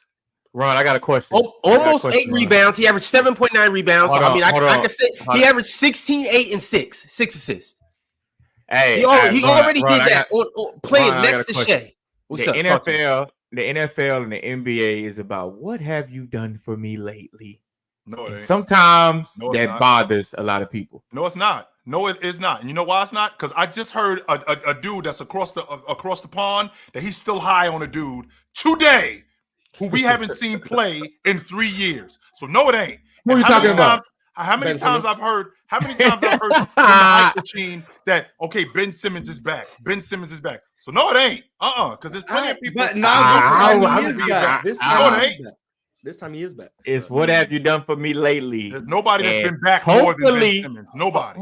But Billy Donovan MJ? Billy Donovan is a good coach. By the way, I heard y'all list. I heard y'all list yesterday. I was listening to it, and I want to say y'all disrespectful to Billy Donovan. Billy Donovan is not a good coach. Billy Donovan is a good coach. No, we got to move on. We can't get into a Billy Donovan debate, but what we can do is talk about who's number 4. And well, player for the Oklahoma City Thunder goes by the name of J-Dub. I had J-Dub at number 3, I believe. I had him on the list. What? How you don't have J-Dub on the list for most improved? I don't think his numbers are gonna go up crazy. Yeah, I didn't have him either. Yeah, I don't think his numbers gonna go up crazy. He was averaging 26 and 5 last year. I think he's gonna be similar to that. I do think he's gonna get better. I've already seen that to put up threes. I think he's getting to the rim with more consistency. So I think he's probably getting better, but most It could improved look is- different too, Mars. I mean, I know that the numbers have to reflect in order to be the most improved player, but his 20 could look a lot different than Yeah, Josh Giddey's 19. It could I look agree, a lot different. but contextually, I think he will improve more than Josh Giddey. But the most improved award, this is why I don't care about these awards. It's not about who improves the most, it's about whose box score looks better than it did the year before. yeah. I don't think his numbers are going to change too much. That's why. But I think he is. better. I got J Dub might be averaging about 22. I can see that. I can see 22, maybe. What a rebound? Let's go about 6, 22, 5, and 6. 6 rebounds. Yeah, That could happen. you got him at 6 assists. I'm You got him at 6 assists. I'd say he's a 22, 5, and 5. I could see reasonably shooting more I can see that. threes. Mhm. Hey, you got him at 6 assists. Chill. No, 5. Oh, I'm about to say you got him at 6 assists. I can see that 6 rebounds, 5 assists. I mean, he could pass. I'm not throwing that out the window. They'll trust him. They'll trust him, and they'll expect him to make more plays. So I can see his assist number going up. Just because with the hype that he had, they're going to trust him to do a lot more things, and they're going to expect him to do a lot more things. And the defense will too. Scott Porter always changed the way a player played most of the time, unless you're Jalen Green. All right, y'all. Keeping it pushing on this list. The next guy that we have, a sophomore in Charlotte, Brandon Miller. I like Brandon Miller. Lonzo's back. LaMelo, my bad. Lonzo's back too, though, by the way. But LaMelo back. Yeah. I can see it. I can see it. I can see it. I can Too. see it. I Brandon have him Miller's on gonna be my nice, bro. Brandon Miller's 6'9", 6'8". Brandon Miller's gonna be nice, bro. Shoot, crazy. He Good shot seen him maker, get can busy get the to other the rim, can dunk like Was that he last will night? dunk you. Brandon Miller might go from 17 to 24 a game, bro. Be honest with you, I can see that. What did he average last year? 17. Yeah, And he shot, Yeah. and he Brandon shot, Miller and he is shot nice, really bad. man. He shot really bad at the Nice. beginning of the season. He started turning it up, and you was like, damn, Brandon Miller for a 20 ball, 28, 27. Damn, Brandon Miller scored 26 again. Hey, is it crazy to think that at the end of this year, we're looking at Brandon Miller as their franchise cornerstone? Absolutely. That's not crazy. It's he and LaMelo, in my opinion. Unless LaMelo Well, no, gets I get that though, Mars. Like it's gonna be both of them, and you can't have two. But is Are y'all it sold crazy on to their think coach? that he's the one that's completely untouchable? Like if you got to come off one, it's gonna be LaMelo before him. I got a question. He's just I gonna don't be think the it's best crazy. player moving forward. I don't think it's crazy. I don't think it's crazy. I wouldn't. Okay.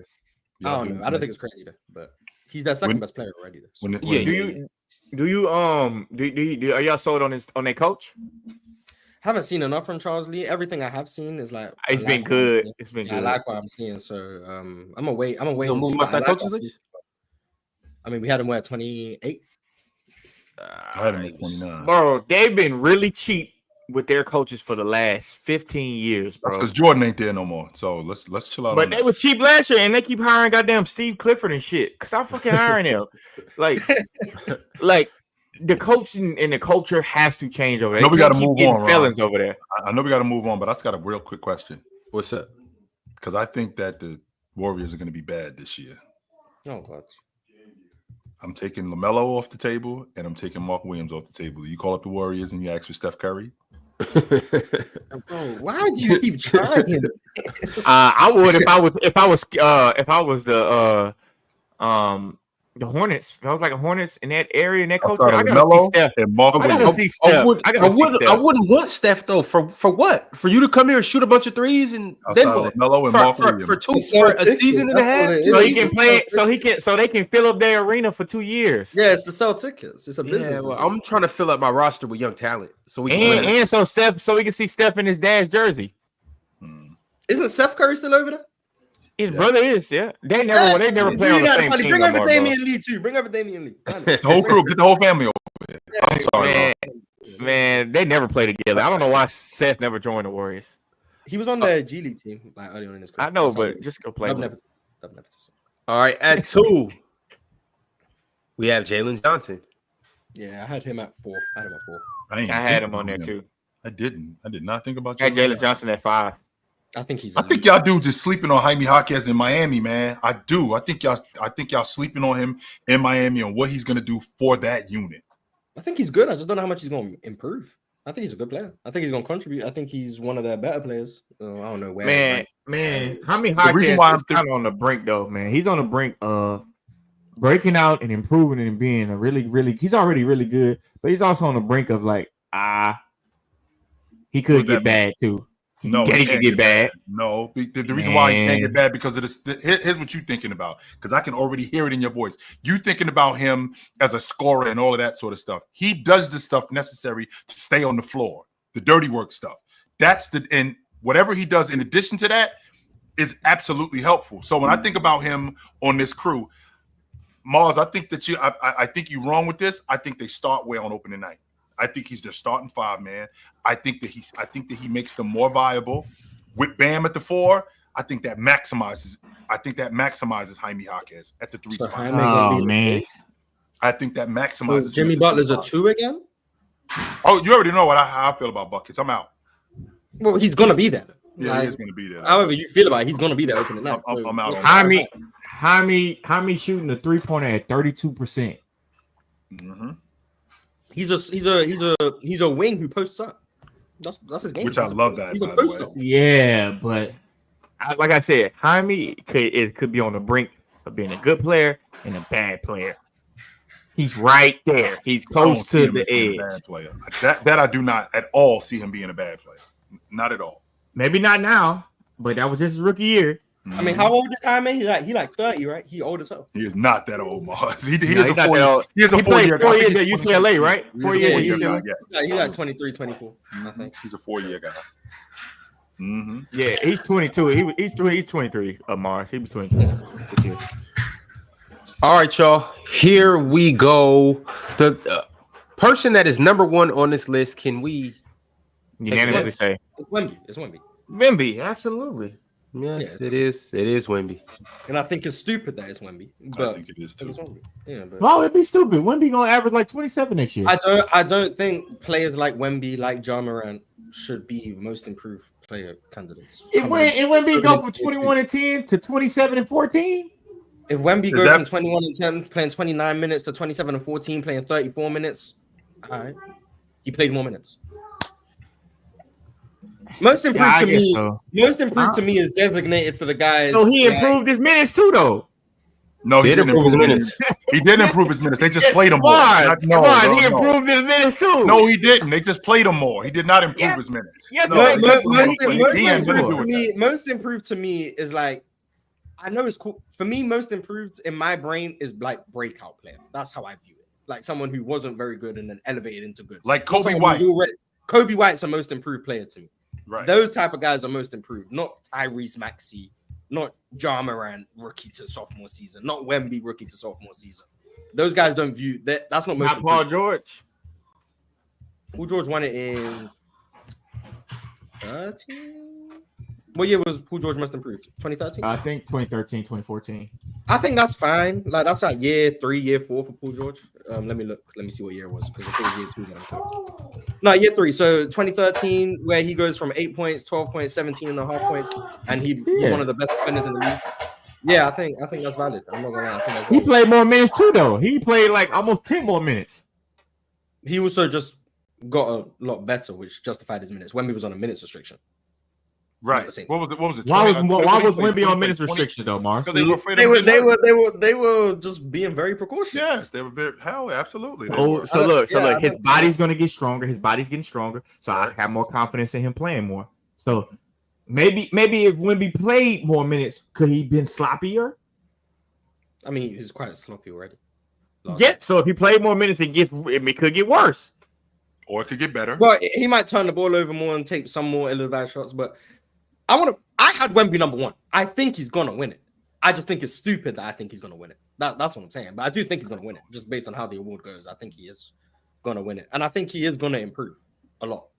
But I love Banchero and J-Dub are the 2 guys that I had. Banchero, yeah. Paolo, another one I don't view as the most improved candidate. It's like Scoot Henderson valid though, because he was a third pick who stunk. Scoot, on the other hand, like what did Killian Scoot Hayes, give? on the other hand, is valid too. What did Scoot Ben give you? Simmons is valid. Yeah. What did Scoot give you last year? Because I thought he was like at 11 a game or something like that. Scoot was 14 So he- on 30 on like Was he at- 38%. Yeah, I thought he was at 14. like Yeah, 11. he averaged 14, 3, and 5 Right. on 38, 33, 82. But it If started off that- really bad. And then If that 14 went to 19, 8, and 6 or 5 on 44% and 35% on the long ball, that might be your most. I think that's right in the category where guys being most improved, considering how he started last year and what he's doing this year. To go from that to that, yeah, 100%.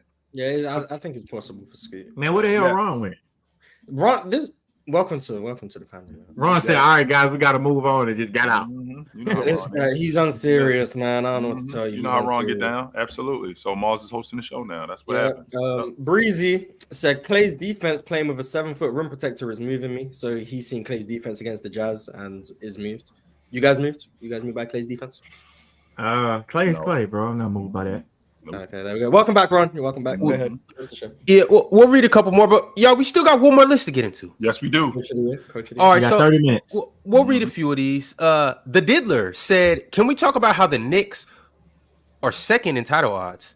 We definitely go into at least the finals this year. Towns ain't afraid of Embiid's fraud ass." Isn't the team Hey, first? slow down, Diddler. Just like Diddy is going to jail. This is the Nick. This is the Nick people. This is and down. I've actually been asked to join the Knicks delusion in that front in verbatim. I was asked to get on the Nick delusion, stuff like that. We definitely going to the finals. It's Nick fans, yo. They ridiculous. Like, when have y'all ever definitely just been going to the finals? That's my question. Like to say we definitely going to the finals, like y'all done it like over the last 20 Even when years, Jordan it's retired, I crazy. still wasn't sure that they were definitely going to the finals. That's what I'm saying. It's like it's been 25 years and y'all ain't Okay, definitely went to the finals. definitely So like going just to the hang that finals. up. When the last time Knicks been to the finals? Like since they played the Rockets? 99. They went in 99? Yeah, they lost to the Spurs. Oh, yeah. I Even though was you- 3 years old. So yeah. Fake ring, yeah, fake ring. Don't worry about it. All right, next super chat from Prince DJ. Prince said, "Mars, when do you think Kobe stopped being a top 10 player after his injury in 2013? Can you make the argument that by year 3, Wemby will be the best player in the NBA?" You can make the argument. I mean, I doubt it, but it's possible. And the moment his Achilles snapped and you saw him come back, that guy was not a top 10 player anymore. The moment you saw what Kobe looked like when he got back, it was like, yeah, that's not Kobe anymore. Like, you Because everything else, to your point, Mars, everything else went. Because like when the Achilles snapped, then the shoulder went, then the knee cracked, and then it was just a domino effect. It was Yeah. over. It was just a domino effect after that. But this is the delusion that I'm talking about. I know we got to go, Ron, but this is what I'm talking about. Like by year 3, he's the best player in the game. This is people having to be confirmed that Wemby is the guy instead of just letting him become that guy. So he's got to be the best player in the league. He can't be the best player in the league in year 7. No, he's got to be the best player in the league in year 2 or year 3. So we could be right about this guy. Give me a break, man. I want to see Damn. it. I'm the best. I want him to be the best player. Wemby's gonna be better than Luka in 2 years? I don't think. Yeah, so. I don't think he's gonna be the best player in the Can we league. let But him if he become is, the like, best I'm player? very happy to see it. I want to see Fuck. someone be the best player. In He the gonna league. be better than Jokic in 2 years? Damn. I doubt it. Damn. I'm here for it. DSG Piccolo said April Scoot was diming up. Yes. Top 5 in the league in assists during that Or month. you can say just Ninja. Yeah, you could have said Ninja. Chauncey is a terrorist, though, so Scoot might not be put in good spots. I see 15 and 7 for Scoot this year, hopefully. Well, what field goal percentage would be my question? Don't worry about the field goal percentage. Don't. Shit. At efficiency 15 don't matter. points, I better be worried about it at 15. Now, if you had like 30, that's Efficiency don't different. matter for me. It might take him 16 shots, but we're gonna get to 15. No. Don't worry about it. Look, if he was averaging 30, I'd be like, all right, 30, I got you. But 15, I mean, shit, six- that's a six- microscope. Yeah, he halfway there. 6 for 15. I'm 6 for 15 and a couple of free throws. Yeah. Trash. Yeah, man. That means a lot of people are pissed off if he doing that. Hey, you 7 assists. That means I'm passing to 7 people. Bryce Lawson said Emmanuel Quickly for most improved. I don't hate it. Yeah, I'm not mad at it. I don't hate it. I don't. Gary I don't Singh believe became in a it. member today. Salute to Gary What's Singh. up, Gary? What's up, brother? Shout out Gary. Cam Runshow said, y'all are way too low on Okongwu. They need to trade Capella and let the big man show his value. Telling you, Ron. 18 Man. months. Clint Capella is solid, bro. Why y'all want to trade Clint Capella? It's Solid. solid. Okay. I personally like Clint too. Yeah, it's Clint's solid, man. He do what he's supposed to do. Also, too, I don't dislike Okongwu. I just don't think he's. do it. All right, no, that's cool. Man. Okongwu's not moving me as like just a franchise starting center. I like That's because you haven't seen him. That's because you haven't seen him. I like Ron. on their That's team. why. I like on their team, and I'm biased. Muhammad Gay. Oh, him. Yeah. No, I ain't like what I seen in summer league, but This my guy too. I'm biased. That's why. yeah, okay. That's cool. Shout out Very Muhammad. That's cool. Yep. Chris Code said, any uplifting thoughts for a depressed Liberty fan? It was Try game again. one. Okay, it was game one. Try Okay. again. The series has started. Okay, now you're gonna have to go into their building and win. That's all.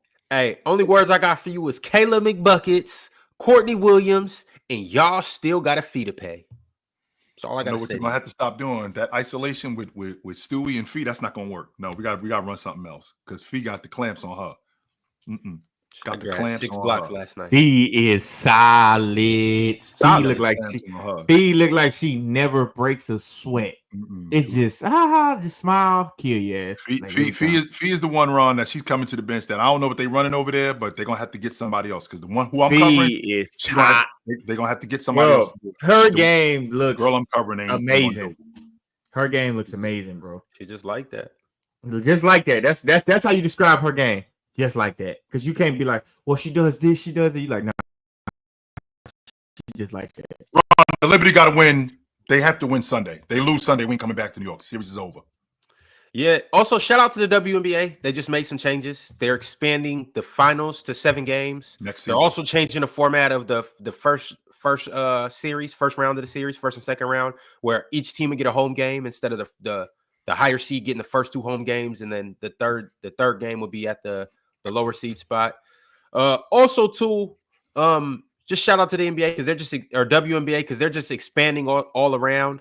They have a team coming to Golden State, San Francisco next year. San Francisco. And then in 2026, they got a team in Toronto and Portland as well. So just salute to the WNBA just growing in general. More money for them girls. More money for them girls. More opportunities. More jobs for people. More jobs. I know that they worried about running into the NBA season, but you're not. You're not going to run it into the NBA season. Expand to 5 games. I actually kind of like the format for the first few rounds. I don't like for a trash ass team. We don't need to see them play 7 games. Like, they just get they're trying to save that bread. They're like, yo, we are not going to Atlanta if we don't need to.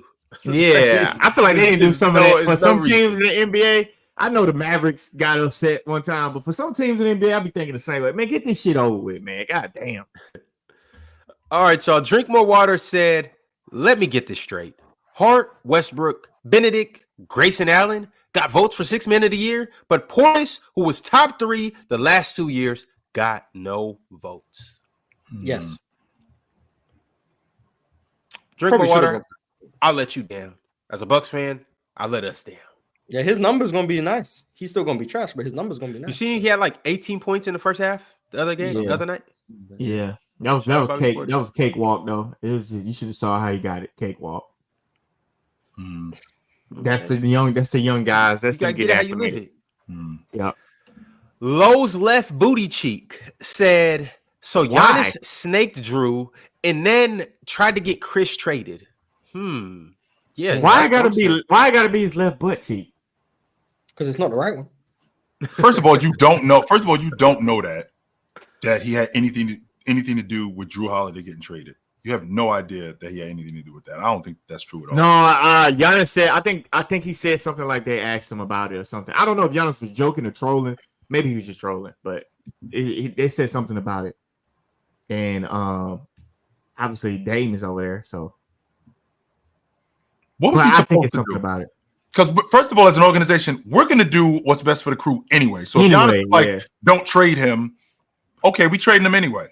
Right. I feel like Giannis. I think it was a point to where Giannis was like, he didn't say nah. He's like, Dame, what? Dame? That's the talent that I need to stay here. Even though he won it with Drew Holiday. And the fact of getting Middleton traded. Has Middleton even been in camp? Has he even played? I don't know. I don't think so. Right. So Oh no, I think Middleton just had cleanup surgery or something like that. I don't know. for the third time. Yeah. All right, y'all. Well, here's what's next. Coach of the Year rankings. Let's go ahead and get into it. We have 15 names on here, which means it was 15 guys that got votes. Let's hear it, Ron. We will go ahead and run down these honorable mentions, and then we'll get into the top 5. Right. Jamal Mosley was the first one that got a vote.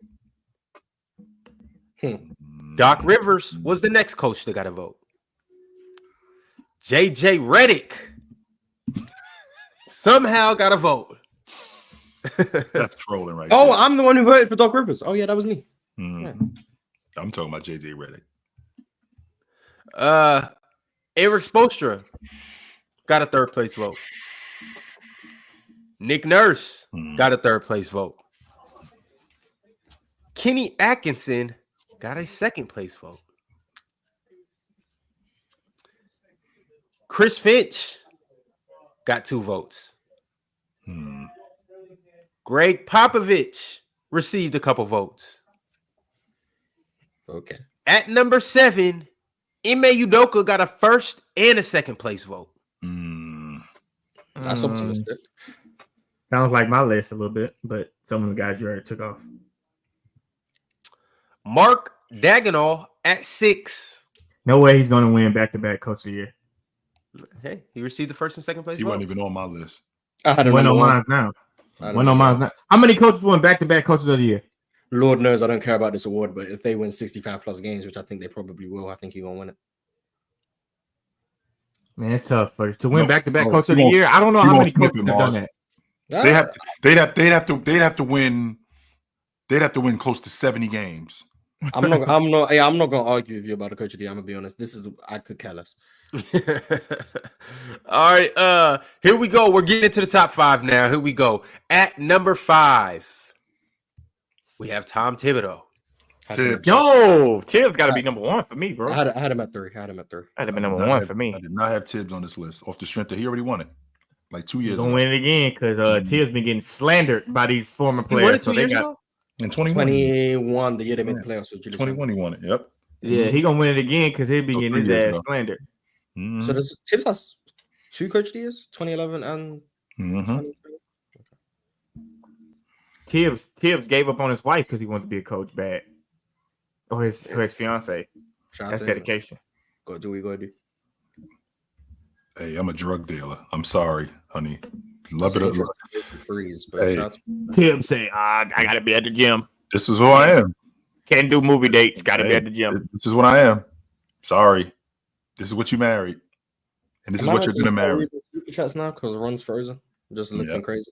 Yes, Ron is straight frozen. Yeah, I was like, damn, Ron, you must have liked what we're saying. Mhm. Ray Starr said Nafisa is the best defender in the world.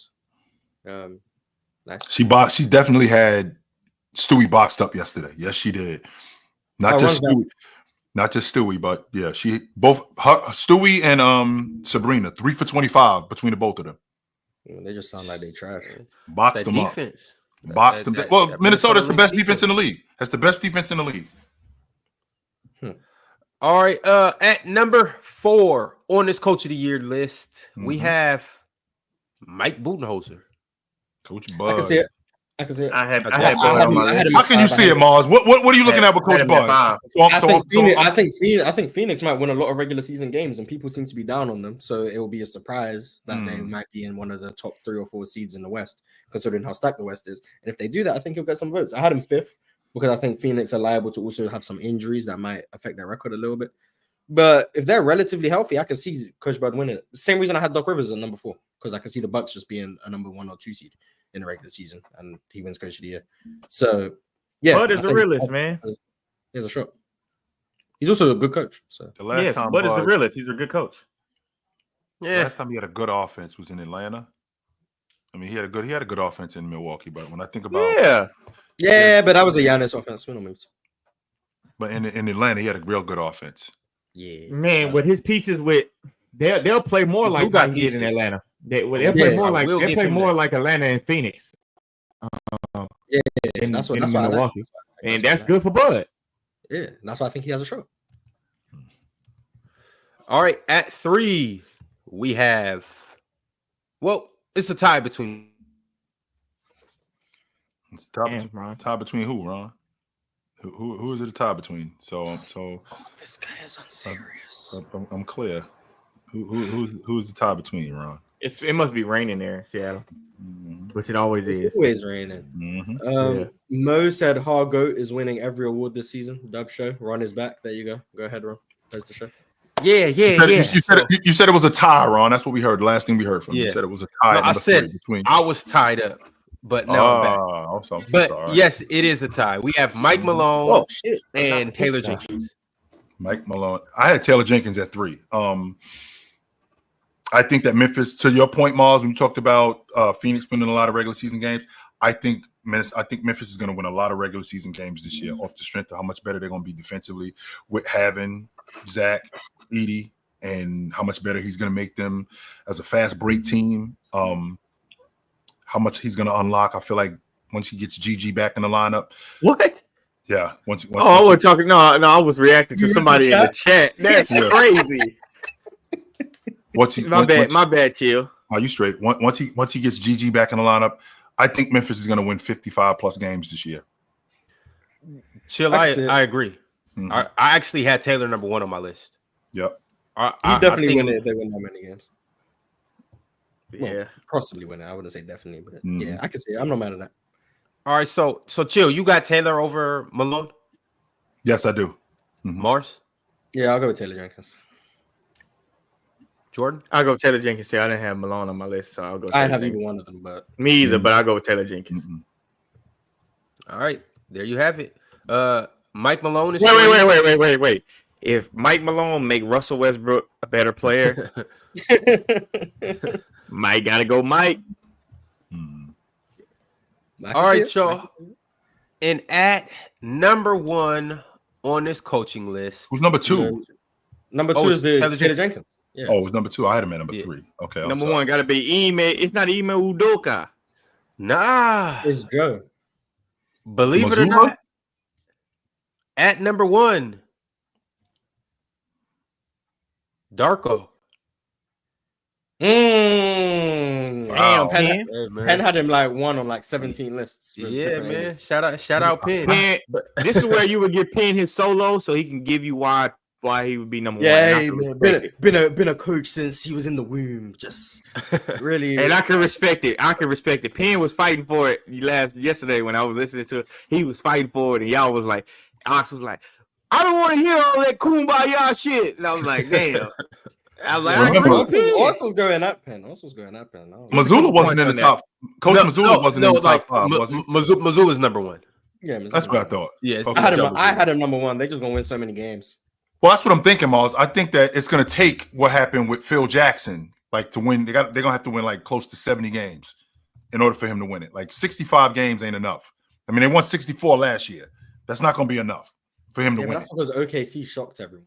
Otherwise, he would have won it. Would he have? Unless there's another shock this year, which is possible. But I think the West and East going to stack out like how we expect it. So most teams going to be reasonably around where you think. So like. If a team does just fly up the standings unexpectedly, that coach will probably win it. But I think it's just going to go to the best record in the league. That's how many games are the Raptors going to win? 6. Team. Then Darko can't win Coach of the Year. No, he can't. No. Yeah, he can. That's my thing. How many games is the Raptors going to win for Darko to win Coach of the Year? So Mazzulla, he finished. They won 65 games last year. He finished behind Mosley and Chris Finch. Oh, he behind Chris Finch? I didn't know that. But Mosley was because Orlando was a surprise, and Dagnall was because OKC were a surprise. So that makes sense. I didn't know he was behind Chris Finch. I really don't keep up with this award. I didn't even know Dagnall won it until Jordan just said it. So yeah, I just think they're gonna win a lot of games, and everything else isn't gonna be too surprising. So he's gonna win it. That's really it. So I just think it's gonna have to take something astronomical, like what happened with Phil Jackson when they won 72 games with the Bulls. I think it's gonna have to be something crazy like 65, 67, 68 games in order for Coach Mazzulla. And that's not gonna happen. Go ahead and break the Warriors record, man. I'm here for him. Go ahead and break it. Ron, you already did MVP list? Nah, we doing that next week. Mhm. Okay. I This was man about on to say stage trying to make us send in lists, man. I ain't trying to send in all these. we gotta do lists. homework. Yeah, you gotta do your homework, Mars. You know I don't care about these awards, man. I'm about to start giving Ben Simmons the MVP. All right, y'all. We got super chat, so let's go ahead and get into them. I ain't seen one of those in a minute. Chill. He's so old. I can't reach Goose. back there, so I got an extra arm. what you want me to say? Goose sent through a super chat. He said Michael Beasley clears both. No, Does he clear, does That's he a clear fact. both Jamal Murray and Tyler Herro? Does he clear both of them? Jamal Murray, no, Jamal Crawford. Crawford, I mean. I keep Yeah. saying his name. Does he He clear better than both of them. Easy. Damn. He better than Tyler Herro. He better than Jamal Crawford. I think he better than Tyler Herro, too. I wouldn't be mad at the Jamal Crawford one either. Be Yeah, easy man, that's was Michael nice. Beasley, man. Lock him. Yeah, Man. That's Michael he was Beasley. super nice. What did he say? I'm your favorite player's favorite player.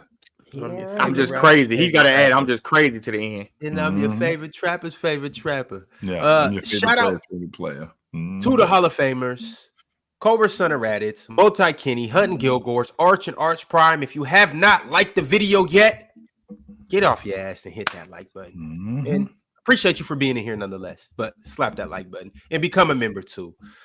Here we go. DSG Piccolo said, so is Swiper going to get a chance to tell us who Hero plays like? All he had Slap was that white in. players. All he could do was think of white players. It didn't help his agenda, so he just started talking about Jamal Crawford.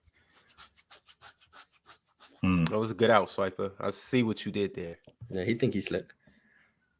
Zach Salah said, who are the best rookie playoff performers of all time? I don't know. Kareem, Tim Duncan, Magic Johnson. Mhm. Magic. That would be the best one. Like Rookie, like who You got it, got dude. who got busy? Will. I don't know. Yeah, Bill Russell. Is Wes it any Unseld. recent rookies that just got down in the playoffs? if they Tyler was, Herro, they Tyler was, Herro like, had they a won, like, decent first postseason. Tyler Herro got busy. Yeah. Tyler Herro got busy in the If- in the I was about to playoffs. say if they And was, that's why he's he better than was- Jamal. Makes sense. Derek Lively had a good postseason. Oh yeah, Nah, yeah, stop definitely. it. Yeah, but that's not the caliber. We just named No, Will, someone said it in Kareem, the chat, Magic, right? and Derek Lively. Like that's not the same. I'm sure we can find a stat that unites all of them among like in the playoffs. I'm sure Definitely there's some can. The stat. best rookie performance of all time. I mean, Magic in the finals, 42, 15, and 8. That's what As I'm a rookie. saying. It got to be Magic 7. Johnson. Don't give him an Don't- extra assist. He had 7 assists. Was it 7 or I say 8? I'm Don't, sorry. don't give him an Yeah. extra Don't assist. put Mhm. Derek Lively in the same I'm conversation sorry. as that. Yeah, 42, James Johnson, 42, Jabbar. 15, He and 7. also Yeah, set right. the finals record for turnovers the game before. Yeah, that's a pretty Why I big gotta deal. be a Come on, hater? Mars. God damn, Yeah. bro. You don't Yeah, gotta I'm do saying that. people know I'm a hater. For what? They don't know. Yeah, the truth. I can't just tell the truth. Like, you gonna give him credit? I'm just saying he also set the record for turnovers in the finals. So. When Willis Reed went up against Chamberlain in 70, not Chamberlain. When Willis Reed went up against Jabbar in 70, I think Jabbar was averaging like 25 and like 15, something crazy like that. When he Shout out played to against Magic, the man. Knicks. Mhm. Yeah, it probably. I mean, it's probably like Kareem or someone just way before the 3-point line. But Mhm. It's Magic. No, it's Magic. No, because I'm gonna be honest. You take out that one game, I don't think you saying that's the best playoff performance. Jabbar should have been the Finals MVP. He had a But great if game. we're being in terms of honest, overall playoff performance. I don't think Jabbar was But did averaging you- 30 and 15 in the Finals. He should have been the MVP. But did you hear Magic Johnson's story about that? That's what's crazy. He said, "Oh no, we're gonna go in there and win that." I got give a shit this. about that. Oh, good for him. Shout out to him. He said he's gonna win. That doesn't mean he played better. Magic said, "Who finna lose this? We finna go and win this." For context, rookie Kareem, we box score watching right now. Rookie Kareem came into an expansion Milwaukee team and averaged 35 and 17 in the playoffs on 57%. Bro, players back then did incredible things, bro. It wasn't players back then. It was Kareem Yeah, I'm not Abdul-Jabbar back then. No, Like, no. It was players back then. Because there was no other player that did that like that. No, I'm saying besides Moses besides Malone. potentially the Will. Bucks had their first season in franchise history, won 27 games. Get Kareem, win 56 games, and Kareem then goes to average 35 and 17 in the playoffs. Like, that's a better rookie player performance than Magic Johnson. Nah, okay, that's fine. But this is what I'm saying. I'm saying back in the day, older players did mythical things, bro. Back then they did mythical things. Yeah, but I mean, for what it's worth, also let's show Magic his love. In the playoffs that year, he averaged 18, 10, and 9.5. Almost That's average. nice as Yeah, hell. almost average. Damn near average. That's nice as Yeah. hell. Almost So let's give Magic Johnson And then go win a ring too. Mm-hmm. and have a elite closeout game like he did in the finals without your best player. So he deserves his flowers. I'm just saying, Kareem. Jabbar still averaged 30 and 15 and 2 blocks, though. 35 and 15. I'm 35 sorry. and 17. Yeah, 35 and 17. I'm talking about in them finals that year in 80. Oh, yeah, but he should have been finals 80. MVP, but He should have been the finals in 80. He should have been the finals. Hold on, he averaged 30 and 15? He averaged 30 and 15 that year. Hey, can y'all name another GOAT that's done that? Did James do it? Did Jordan do it? What did Giannis average in the finals? Deshaun like Kemp. 36 and 13, something crazy like that. Interesting. Giannis is top 4 all time too.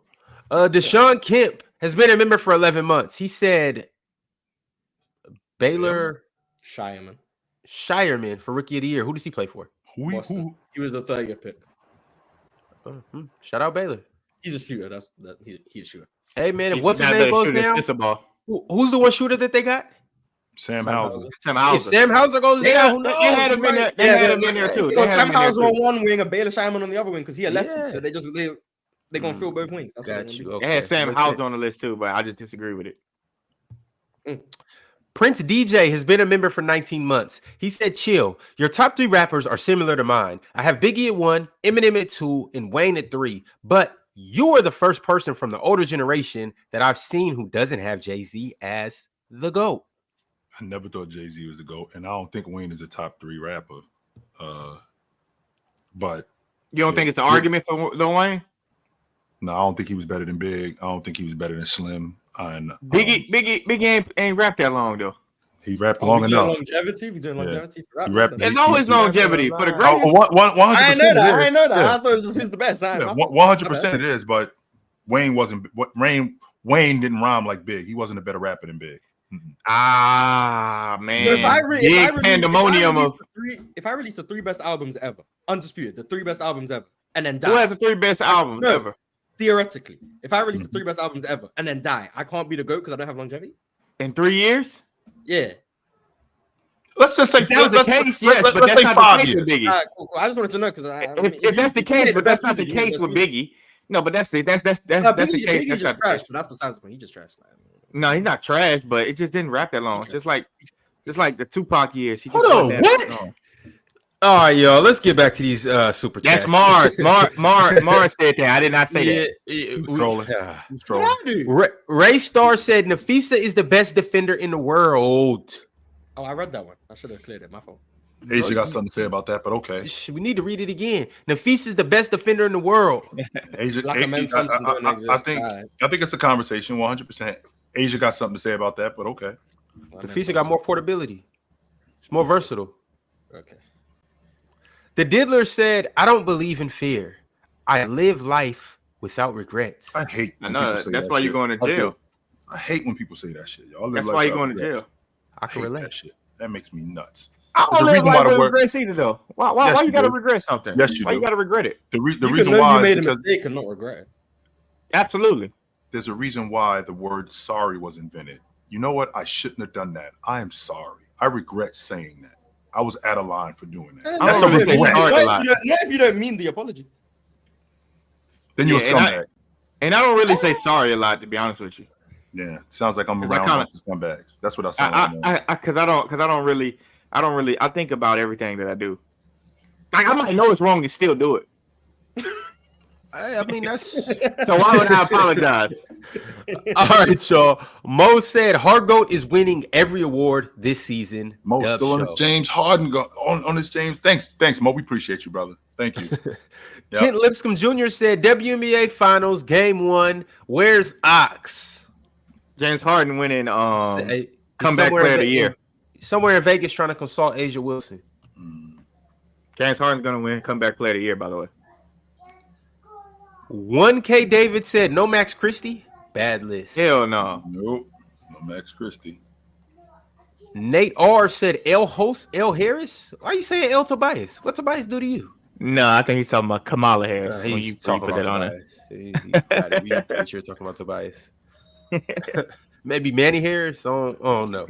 But Pimp names, shout out Manny Harris too. Manny Harris used to get buckets in Michigan. But Pimp named Slickback said Bronny will be the best towel boy in the league. Number 1 in jersey sales. Bronny is? I get when he got drafted. Number one in the league in jersey sales. Numero uno. Yes, sir. And Shout out James, number 9. The fact of looking over Junior. and seeing my son over there, eat it, haters. Hey, last one of y'all, eat it. Eat it. Well, he gonna be with the. I think that's really. I won't go on that rant. I'll save that for a personal one. He's a good player, man. He's not a good player. He's not a good player. He's gonna average like 14. Bronny is not a good player. I can make an argument that Bronny wasn't really a high Division I player. He's gonna average like 14. He's gonna average like 14. Watch. Pimp named Slickback said Darvin Ham was a dreadhead. Was he a Russell? When he played, did he have like a little small dress? Little small dress? We talking about because I compared him to Torian Prince. I'm talking about their games. That's what he reminded him of. Now I'm thinking of somebody else. I'm thinking of that's not him. Never mind. Mm-hmm. Duke did it. Said sorry, Swiper. Swiper deserved to be muted for Jamal slander. I'm not gonna lie. If Jamal Crawford was in the league today, he would get a lot more hate. Not because he's bad. He would just get a lot of hate. Why? Because of how inefficient he is. You think his shot selection would be better because the game's more wide open? No, but I think he would be one of the worst defenders in the sport too. I just think his game just naturally would not be one that people respect in today's game. Personally, not because he's a bad player. I want to put out there. I don't think he's a bad player. I just think he wouldn't get a lot of respect in today's game because a lot of people do what he does. All right, y'all. Pimp named Slickback said Rockets got to trade Jalen Bus Green. Ray Starr said chill. They putting Herb Jones at the 5. Thoughts? For small ball lineups, I don't hate that. Yeah, I just watched. I think they starting them. I watched the Warriors play Clay. I'm sorry, I watched the Warriors play Steph, Dre, Buddy Hield, Melton, and who am I thinking about? There was another. And pause. It was absolutely that. Yes, I did see them do that. So yeah. The Diddler said, "Ron, what happened last night? Gino flopped. Eat it, hater. Hey, eat it up, but eat it." Yeah, that's because what's the name? Start crying. Said rank these 3: Mary J. Blige, Tina Marie, Mariah Carey. Flip Mariah Carey and Tina Marie. In that order. I'm thinking flip Mariah Carey and Tina Marie. That's it. Mary J. Blige. I'll probably say that too. But shout out Tina Marie. I'm going through the fire. So I'm gonna go ahead and keep that 3. Alan Ao said J. Cole better than Biggie. All right, y'all. Let's get the hell up out of here. The devil has entered the chat. The devil is here. And I'm out. Open Gym is right now. So tune in Open Gym. Mars has a special message for all of you guys, especially if you like Open Gym. Be sure to tune in. We'll catch you guys on Monday. No chill with chill this Saturday. Reason being is because I got buckets to get, y'all. Mm-hmm. If you in New York, pull up for the Hoops for Harris at 11 a.m. Monday at the Sarah D. Roosevelt Court. You will see us 4 there getting money. Until then.